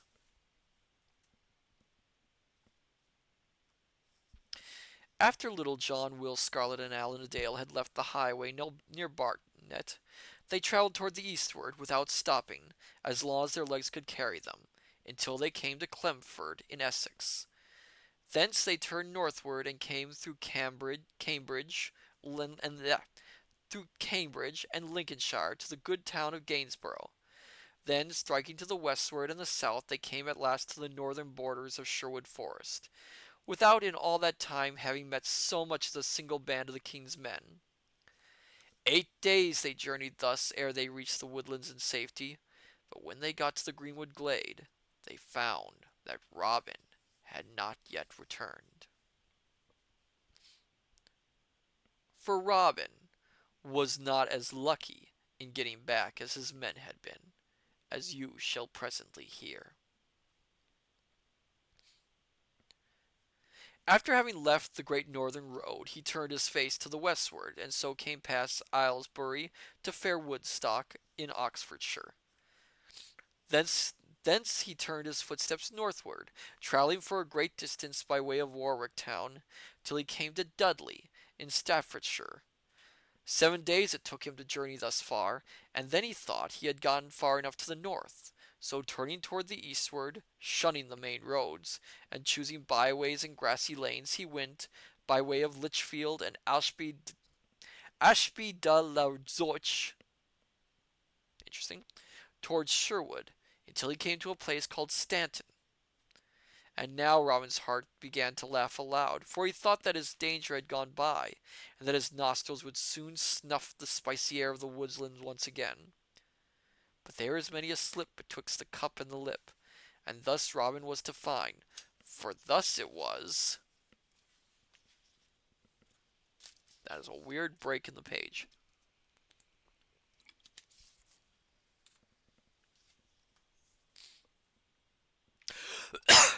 Excuse me.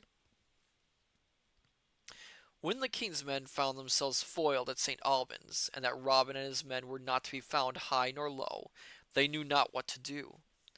Presently another band of horsemen came, and another, until all the moonlit streets were full of armed men. Blah blah. You sound sprightly and healthy today. Whatever you're doing, it's working. I'd love to hear it. Ah, thank you. I pretty much fully recovered from my little illness. But I'm doing well. And hello there, blah blah. Welcome. Horace is delighted to see you here. Aren't you, Horace? Horace says yes.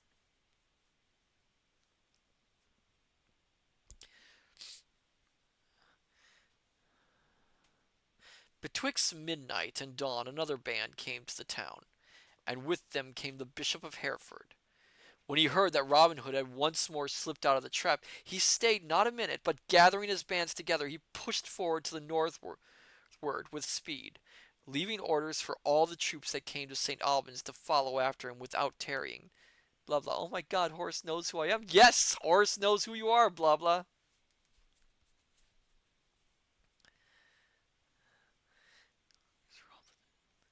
Leaving orders for all the troops that came to St. Albans to follow after him without tarrying. On the evening of the fourth day he reached Nottingham town, and there straightway divided his men into bands of 6 or 7, and sent them all through the countryside. Yes, blah blah. Blocking every highway and byway to the eastward and the southward and the westward of Sherwood. The sheriff of Nottingham called forth all his men likewise, and joined with the bishop, for he saw that this was the best chance that had ever befallen of paying back his score in full to Robin Hood. Will Scarlet and Little John and Allan a Dale had just missed the king's men to the eastward, for the very next day after they had passed the line and entered Sherwood, the roads through which they had travelled were blocked, so that had they tarried in their journeying, they would surely have fallen into the bishop's hands. But of all this Robin knew not a whit, so he whistled merrily as he trudged along the road beyond Stanton, with his heart as free from care as the yolk of an egg is from cobwebs. What is that supposed to mean? How is that a comparison? The yolk of an egg is from free from care as the yolk of an egg is from because the yolk is new and the cobwebs only appear when something is. Oh, I get it now. I get it. At last he came to where a little stream spread across the road in a shallow sheet, tinkling and sparkling as it fretted over its bed of golden gravel. Here Robin stopped being athirst, and kneeling down he made a cup of the palms of his hands and began to drink. On either side of the road for a long distance stood tangled thickets of bushes and young trees, and it pleased Robin's heart to hear the little birds singing therein, for it made him think of Sherwood, and it seemed as though it had been a lifetime since he had breathed the air of the woodlands. But of a sudden, as he thus stooped, drinking, something hissed past his ear and struck with a splash into the gravel and water beside him. Quick as a wink, Robin sprang to his feet and at one bound crossed the stream and the roadside and plunged headlong into the thicket without looking around, for he knew right well that that which had hissed so venomously beside his ear was a gray goose shaft, and that to tarry so much as a moment meant death. Even as he leapt into the thicket, 6 more arrows rattled among the branches after him, one of which pierced his doublet and would have struck deeply into his side, but for the tough coat of steel that he wore. Then up the road came riding some of the king's men at headlong speed. They leaped from their horses and plunged straightway into the thicket after Robin. But Robin knew the ground better than they did, so crawling here and stooping there, and anon running across some little open, he soon left them far behind, coming out at last upon another road about 800 paces distant from the one he had left. Here he stood for a moment listening to the distant shouts of the 7 men as they beat up and down in the thickets like hounds that had lost the scent of the quarry. Then, buckling his belt more tightly around his waist, he ran fleetly down the road toward the eastward and Sheriff. And not Sheriff, and Sherwood. Not Sheriff, Sherwood.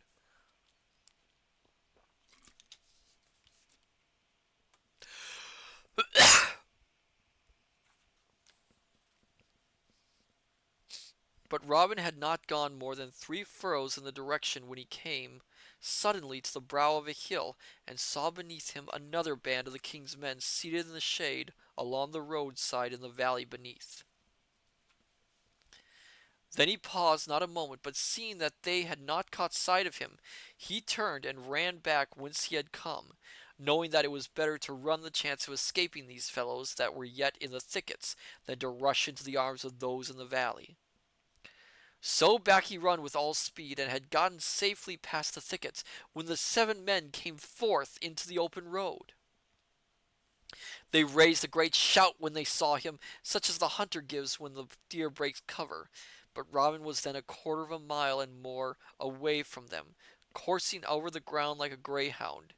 He never slacked his pace, but ran along mile after mile, till he had come nigh to Mackworth, over beyond the Derwent River, nigh to Derby town.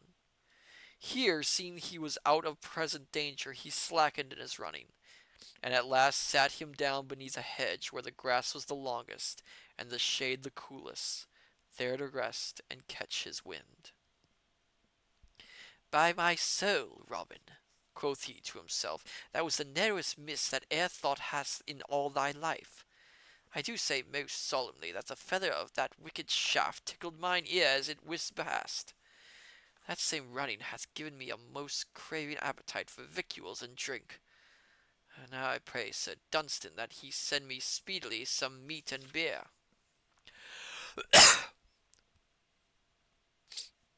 It seemed as though St. Dunstan was like to answer his prayer, for along the road came plodding a certain cobbler, one Quince of Derby, who had been to take a pair of shoes to a farmer nigh Kirklaney, and was now coming back home again with a fair boiled capon in his pouch and a stout pottle of beer by his side, which same the farmer had given him for joy of such a stout pair of shoon. Good Quince was an honest fellow, but his wits were somewhat of the heavy sort, like unbaked dough, so that the only thing that was in his mind was 3 shillings 6 pence halfpenny for thy shoon, good Quince, 3 shillings 6 pence halfpenny for thy shoon. And thus this travelled round and round inside of his head, without another thought getting into his noddle, as a pea rolls round and round inside an empty quart pot. Excuse me. Hello, good friend, quoth Robin from beneath the hedge, when the other had got nigh enough. Whither away so merrily this bright day? Hearing himself so called upon, the cobbler stopped, and seeing a well-clad stranger in blue, he spoke to him in seemingly wise. Give ye good den, fair sir, and I would say I come from Kirk Langley, where I hae sold my shoon and got 3 shillings 6 pence halfpenny for them in a sweet money for as ever thou sawest, and honest earnest too, I would hae thee know. But an I might be so bold, thou pretty fellow, what dost thou there beneath the hedge? Merry, quoth merry Robin, I sit beneath the hedge here to drop salt on the tails of golden birds, but in sooth thou art the first chick of any worth I have seen this blessed day. At these words the cobbler's eyes opened big and wide, and his mouth grew round with wonder like a knot-hole in a board fence. Lack-a-day, quoth he, look ye now, I had never seen those same golden birds. And dost thou soon find them in these hedges, good fellow? Pray thee tell me, are there many of them? I would fain find them mine own self. Ay, truly, quoth Robin, they are as thick here as fresh herring in Cannock Chase. Look ye now, said the cobbler, all drowned in wonder, and dost thou in sooth catch them by dropping salt on their pretty tails? Yea, quoth Robin, but this salt is of an odd kind, let me tell thee, for it can only be gotten by boiling down a quart of moonbeams in a wooden platter, and then one hath but a pinch. But tell me, now thou witty man, what hast thou gotten there in that pouch by thy side, and in that pottle? At these words the cobbler looked down at those things of which merry Robin spoke, for the thoughts of the golden bird had driven them from his mind, and it took him some time to scrape the memory of them back again. Why, said he at last, in the one is good March beer, and in the other is a fat capon. Truly, Quince the cobbler will ha a fine feast this day, and I mistake not. But tell me, good Quince, said Robin, hast thou a mind to sell those things to me? For the hearing of them sounds sweet in mine ear. I will give thee these gay clothes of blue that I have upon my body, and 10 shillings to boot for thy clothes, and thy leather apron, and thy beer, and thy capon. What sayest thou, bully boy? Nay, thou dost jest with me, said the cobbler, for my clothes are coarse and patched, and thine are of fine stuff and very pretty. Never a jest do I speak, quoth Robin. Come, strip thy jacket off, and I will show thee, for I tell thee I like thy clothes well. Moreover, I will be kind to thee, for I will feast straightway upon the good things thou hast with thee, and thou shalt be bidden to the eating. At these words he began slipping off his doublet, and the cobbler, seeing him so in earnest, began pulling off his clothes also, for Robin Hood's garbs tickled his eye. So each put on the other fellow's clothes, and Robin gave the honest cobbler 10 bright new shillings. Quoth merry Robin, I have been a many things in my life before, but never have I been an honest cobbler. Come, friend, let us fall to and eat, for something within me cackles aloud for that good fat capon. So both sat down and began to feast right lustily, so that when they were done, the bones of the capons were picked as bare as charity. Then Robin stretched his legs out with a sweet feeling of comfort within him. Quoth he, By the turn of thy voice, good Quince, I know that thou hast a fair son or two running loose in thy head like colts in a meadow. I pray thee turn one of them out for me. A son or two I ha, quoth the cobbler. Poor things, but such as they are thou art welcome to one of them. So moistening his throat with a swallow of beer, he sang thus. How many songs are in this book? That isn't the song. That's just me saying it. Excuse me. Of all the joys, the best I love, sing hey, my frisking non-o, and that which most my soul doth move, it is the clinking can o. All other bliss I throwed away, sing hey, my frisking nan-o, but this. The stout cobbler got no further in his song, for of a sudden 6 horsemen burst upon them where they sat, and seized roughly upon the honest craftsman, hauling him to his feet, and nearly plucking the clothes from him as they did so. "Ha!" roared the leader of the band in a great big voice of joy. "Have we then caught thee at last, thou blue-clad knave? Now blessed be the name of Sir Hubert, for we are fourscore pounds richer this minute than we were before. For the good, yeah, for the good Bishop of Hertford had promised that much to the band that shall bring thee to him. Ho, ho, thou cunning rascal! Thou wouldst look so innocent, forsooth. We know thee, thou old fox. But off thou goest with us to have thy brush clipped forthwith." At these words, the poor cobbler gazed all around him with his great blue eyes, as round as those of a dead fish, while his mouth gaped as though he had swallowed all his words, and so lost his speech. Robin also gaped and stared in a wondering way, just as the cobbler would have done in his place. "Lackadaisy me!" quoth he, "I know not whether I be sitting here, or in no man's land."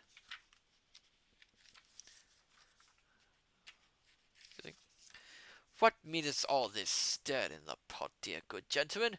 Surely this is a sweet honest fellow."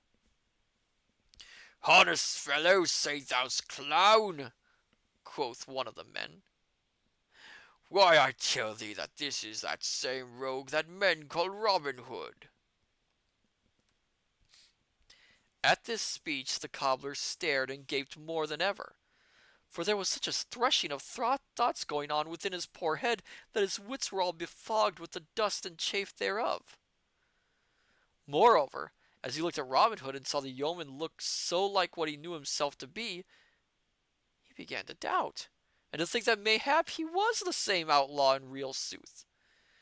Said he in a slow, wondering voice, "Am I in very truth that fellow? Now I had a thought, but nay, Quince, thou art mistook. Yet, am I? Nay, I must indeed be Robin Hood. Yet truly I never thought to pass from an honest craftsman to such a great yeoman." "Alas," quoth Robin Hood, "look ye there now. See how your ill treatment hath curdled the wits of this poor lad, and turned them all sour. I myself am Quince, the cobbler of Derby Town." "Is it so?" said Quince. "Then indeed I am somehow somebody else, and can be none other than Robin Hood. Take me, fellows, but let me tell you that ye have laid hands upon the stoutest yeoman that ever trod the woodlands."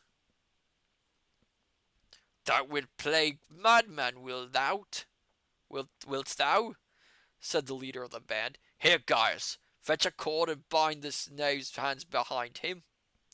I warrant we'll bring his wits back to him again when we get him safe before our good bishop at Turpberry Town." Thereupon they tied the cobbler's hand behind him, and led him off with a rope. As the farmer leaves, "Oh, hello there, Drury Jelly. Welcome. Thank you for the raid.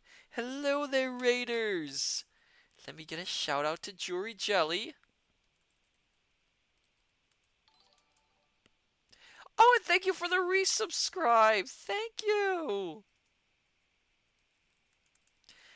So what were you doing, Drury Jelly? Were you playing a game, reading something? What were you doing? So I'll give a shout out to the marvelous Jewelry Jelly. She's fantastic. Please follow her if you can. Oh, you were playing Vampire Survivors. Sounds like a lot of fun. I've heard of the game, never played it. I think it's a little too stressful for me, but it sounds wonderful. I'm glad you're here. We are in the middle of reading Robin Hood, our second chapter for the night.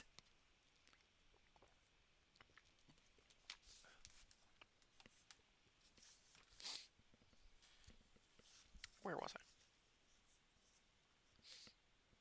Thereupon they tied the cobbler's hand behind him, and led him off with a rope as the farmer leads off the calf he hath brought from the fair. Robin stood looking after them, and when they were gone he laughed till the tears rolled down his cheeks, for he knew that no harm would befall the honest fellow, and he pictured to himself the bishop's face when good Quince was brought before him as Robin Hood. Jerry Jelly. Also, just as I was about to raid, I saw the Netflix channel show the back of live action Tony Chopper. Interesting. One Piece, right? Oh my goodness, I bet that excited some fans out there. Using that must excite some people out there to see.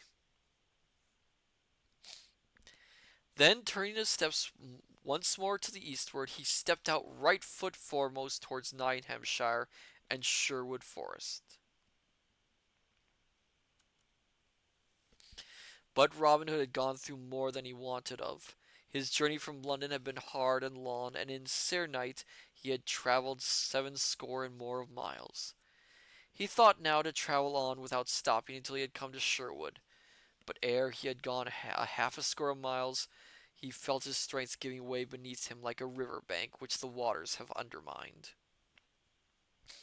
He sat him down and rested, but he knew within himself that he could go no further that day, for his feet felt like lumps of lead, so heavy were they with weariness.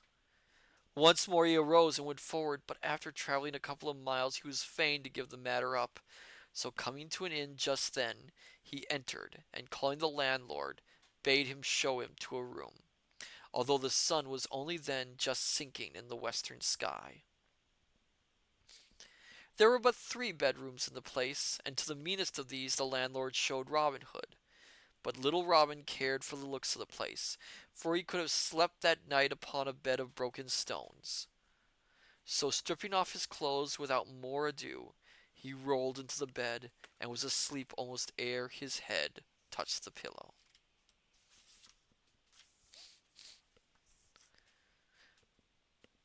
Not long after Robin had so gone to his rest, a great cloud peaked blackly over the hills to the westward. Higher and higher it arose until it piled up into the night like a mountain of darkness.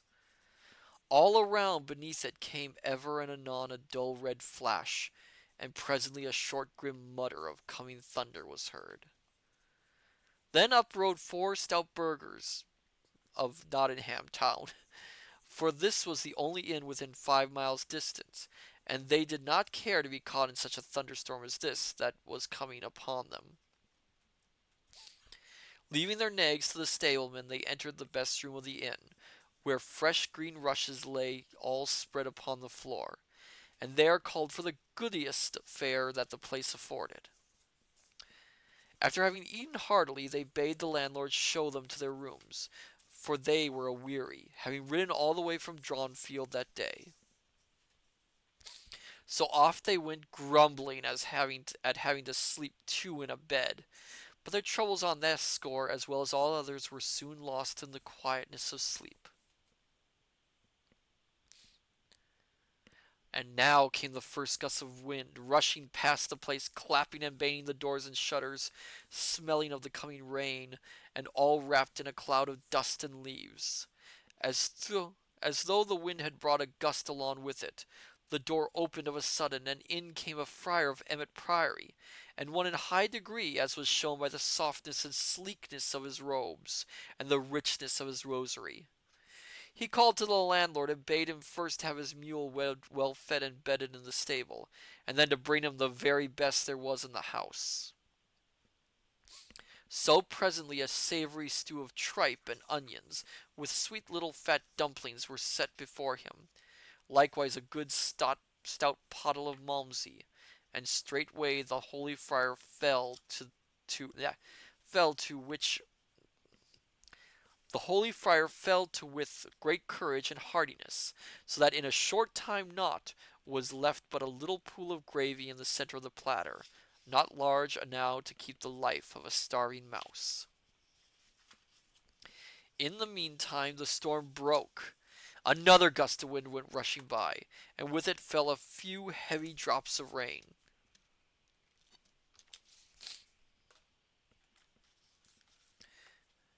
which presently came rattling down in showers, beating against the casements like 100 little hands. Bright flashes of lightning lit up every raindrop, and with them came cracks of thunder that went away rumbling and bumping as though St. Swyneth were busy rolling great casks of water across rough ground overhead. The women folks screamed, and the merry wags in the tap room put their arms around their waists to soothe them into quietness. At last the holy friar bade the landlord show him to his room, but when he heard that he had to bed with a cobbler, he was an ill-contented a fellow as you could find in all England. Nevertheless, there was nothing for it, and he must sleep there or nowhere. So taking up his candle, he went off, grumbling like the now distant thunder.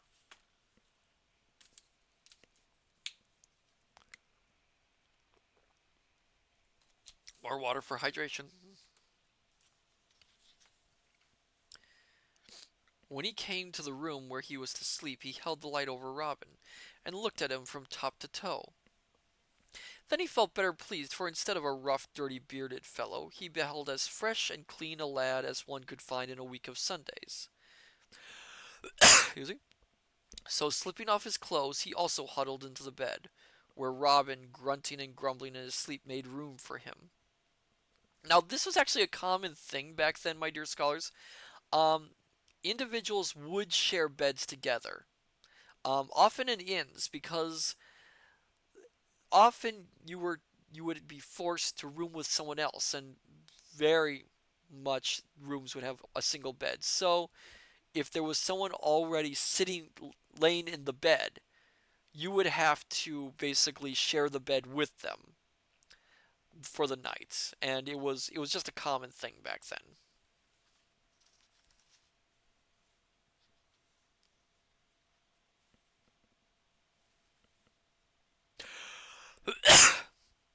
Robin was more sound asleep, I wot, than he had been for many a day, else he would never have rested so quietly with one of the friar's sort so close beside him.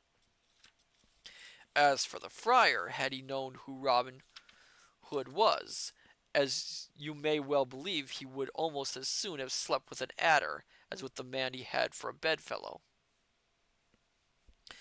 So the night passed comfortably enough, but at the first dawn of day Robin opened his eyes and turned his head upon the pillow. Then how he gaped and how he stared, for there beside him lay one all shaven and shorn, so that he knew that it must be a fellow in holy orders. He pinched himself sharply, but finding he was awake, sat up in bed, while the others slumbered as peacefully as though he were safe and sound at home in Emmet Priory. Now, quoth Robin to himself, I wonder how this thing hath dropped into my bed during the night. So saying, he arose softly so as not to waken the other, and looking upon the room, he espied the friar's clothes lying upon a bench near the wall. First he looked at the clothes, with his head on one side, and then he looked at the friar, and slowly winked one eye. Quoth he, Good brother, wherever thy name may be, as thou hast borrowed my bed so freely, I'll e'en borrow thy clothes in return. So saying, he straightway donned the holy man's garbs, but kindly left the cobbler's clothes in the place of it. Then he went forth into the freshness of the morning, and the stableman that was up and about the stables opened his eyes as though he saw a green mouse before him. For such men as the friars of Emmet were not wont to be early risers. But the man bottled his thoughts, and only asked Robin whither he wanted his mule brought from the stable. Yea, my son, quoth Robin, albeit he knew naught of the mule, and bring it forth quickly, I pray thee, for I am late and must be jogging. So presently the stableman brought forth the mule, and Robin mounted it and went on his way rejoicing. As for the holy friar, When he arose, he was in as pretty a stew as any man in all the world, for his rich soft robes were gone, likewise his purse with golden pounds in it, and naught was left but patched clothes and a leathern apron. He raged and swore like any layman, but as his swearing mended nothing, and the landlord could not aid him, and as moreover he was forced to be at Emmett Prior that very morning upon matters of business, he was fain either to don the cobbler's clothes or travel the road in nakedness. So he put on the clothes, and still raging and swearing vengeance against all the cobblers in Derbyshire, he set forth upon his way afoot. But his ills had not yet done with him, for he had not gone far ere he fall into the hands of the king's men, who marched him off willy-nilly to Tutbury Town and the Bishop of Hereford. In vain he swore he was a holy man and showed his shaven crown. Off he must go, for nothing would do but that he was Robin Hood. these these soldiers are not very bright, are they? Meanwhile, merry Robin rode along contently, passing safety by two bands of the king's men, until his heart began to dance within him because of the nearness of Sherwood. So he travelled ever on to the eastward, till of a sudden he met a noble knight in a shady lane. Then Robin checked his mule quickly, and leaped from off its back. "Now, well met, Sir Richard of the Lea," cried he, "for rather than any other man in England would I see thy good face this day." Then he told Sir Richard all the happenings that had befallen him, and that now at last he felt himself safe, being so nigh to Sherwood again. Excuse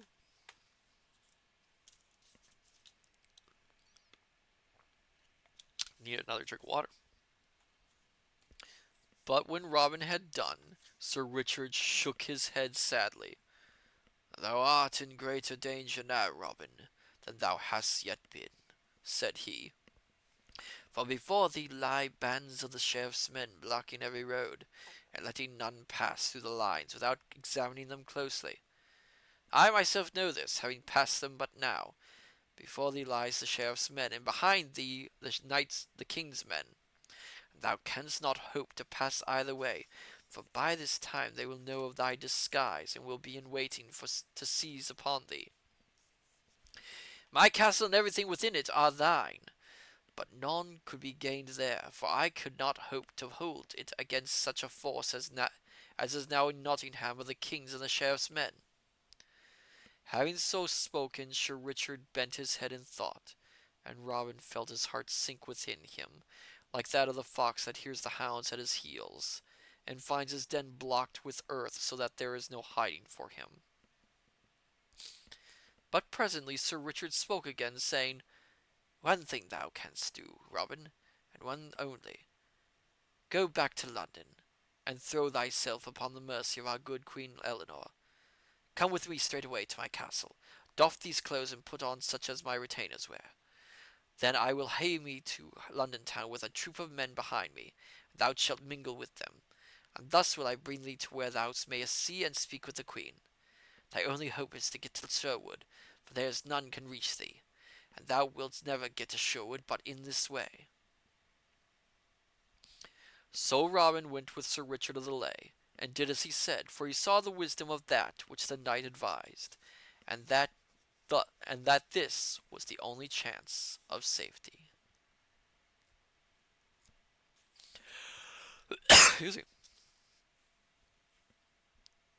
Queen Eleanor walked in her royal garden, amid the roses that bloomed sweetly, and with her walked 6 of her ladies in waiting, chattering blithely together.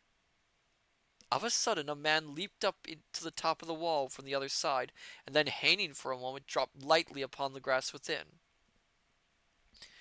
All the ladies in waiting shrieked at the suddenness of his coming, but the man ran to the Queen and kneeled at her feet, and she saw that it was Robin Hood.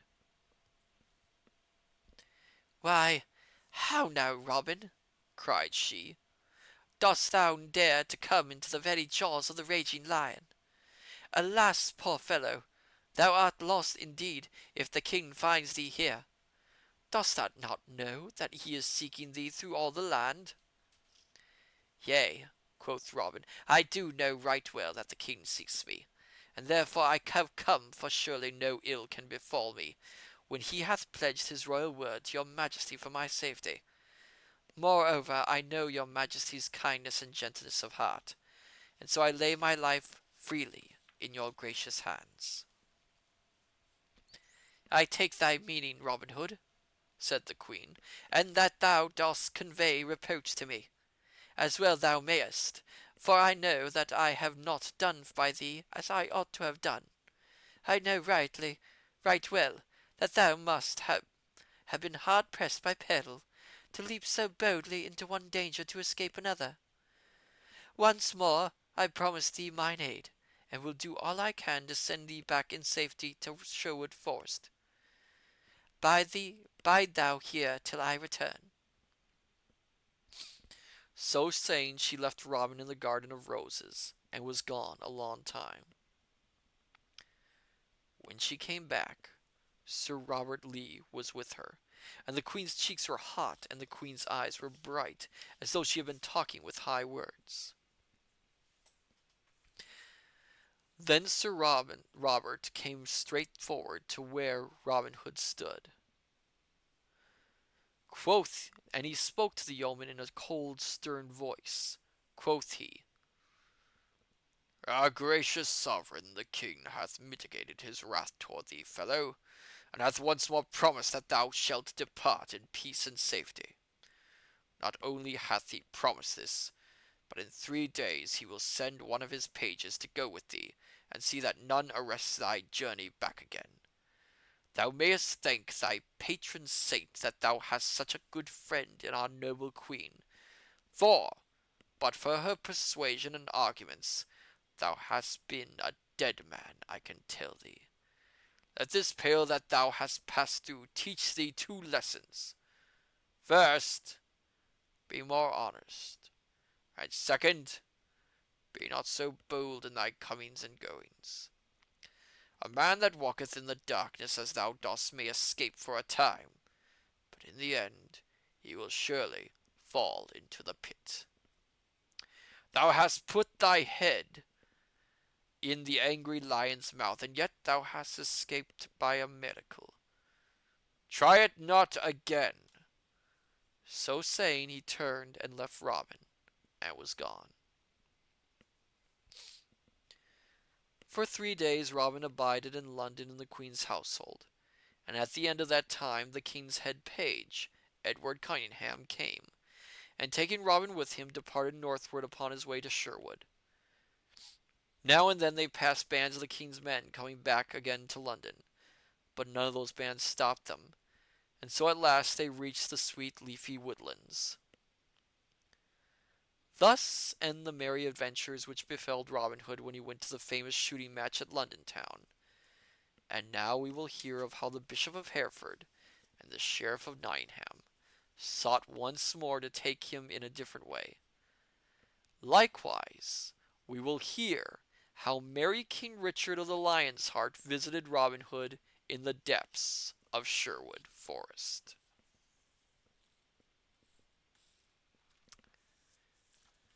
And we will stop there for the night, my dear scholars.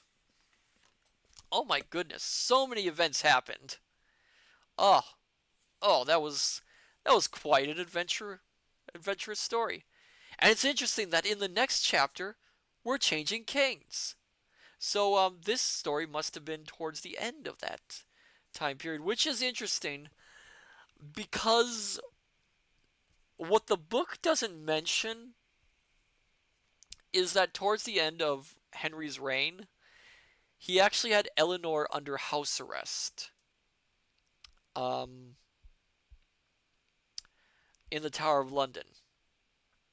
The reason for this is Eleanor tried to she tried to get Henry's sons to rebel against him and take the throne.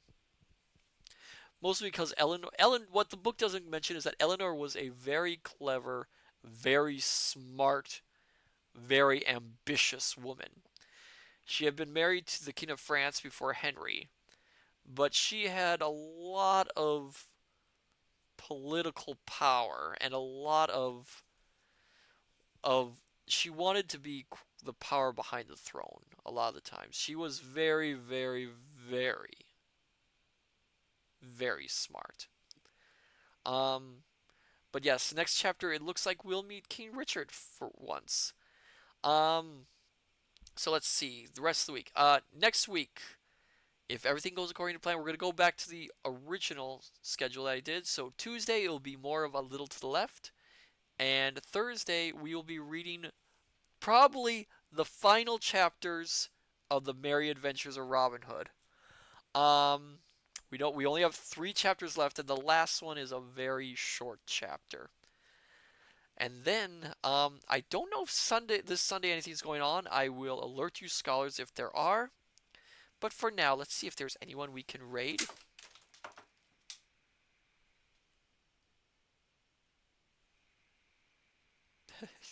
Sorry about that, Horace. I dropped a bottle of water on Horace on accident. Oops. Um, let's see if there's anyone we can raid tonight.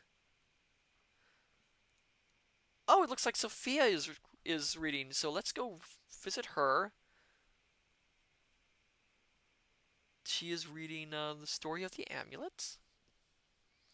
So, my dear scholars, I say unto you, good evening, good morning, good afternoon.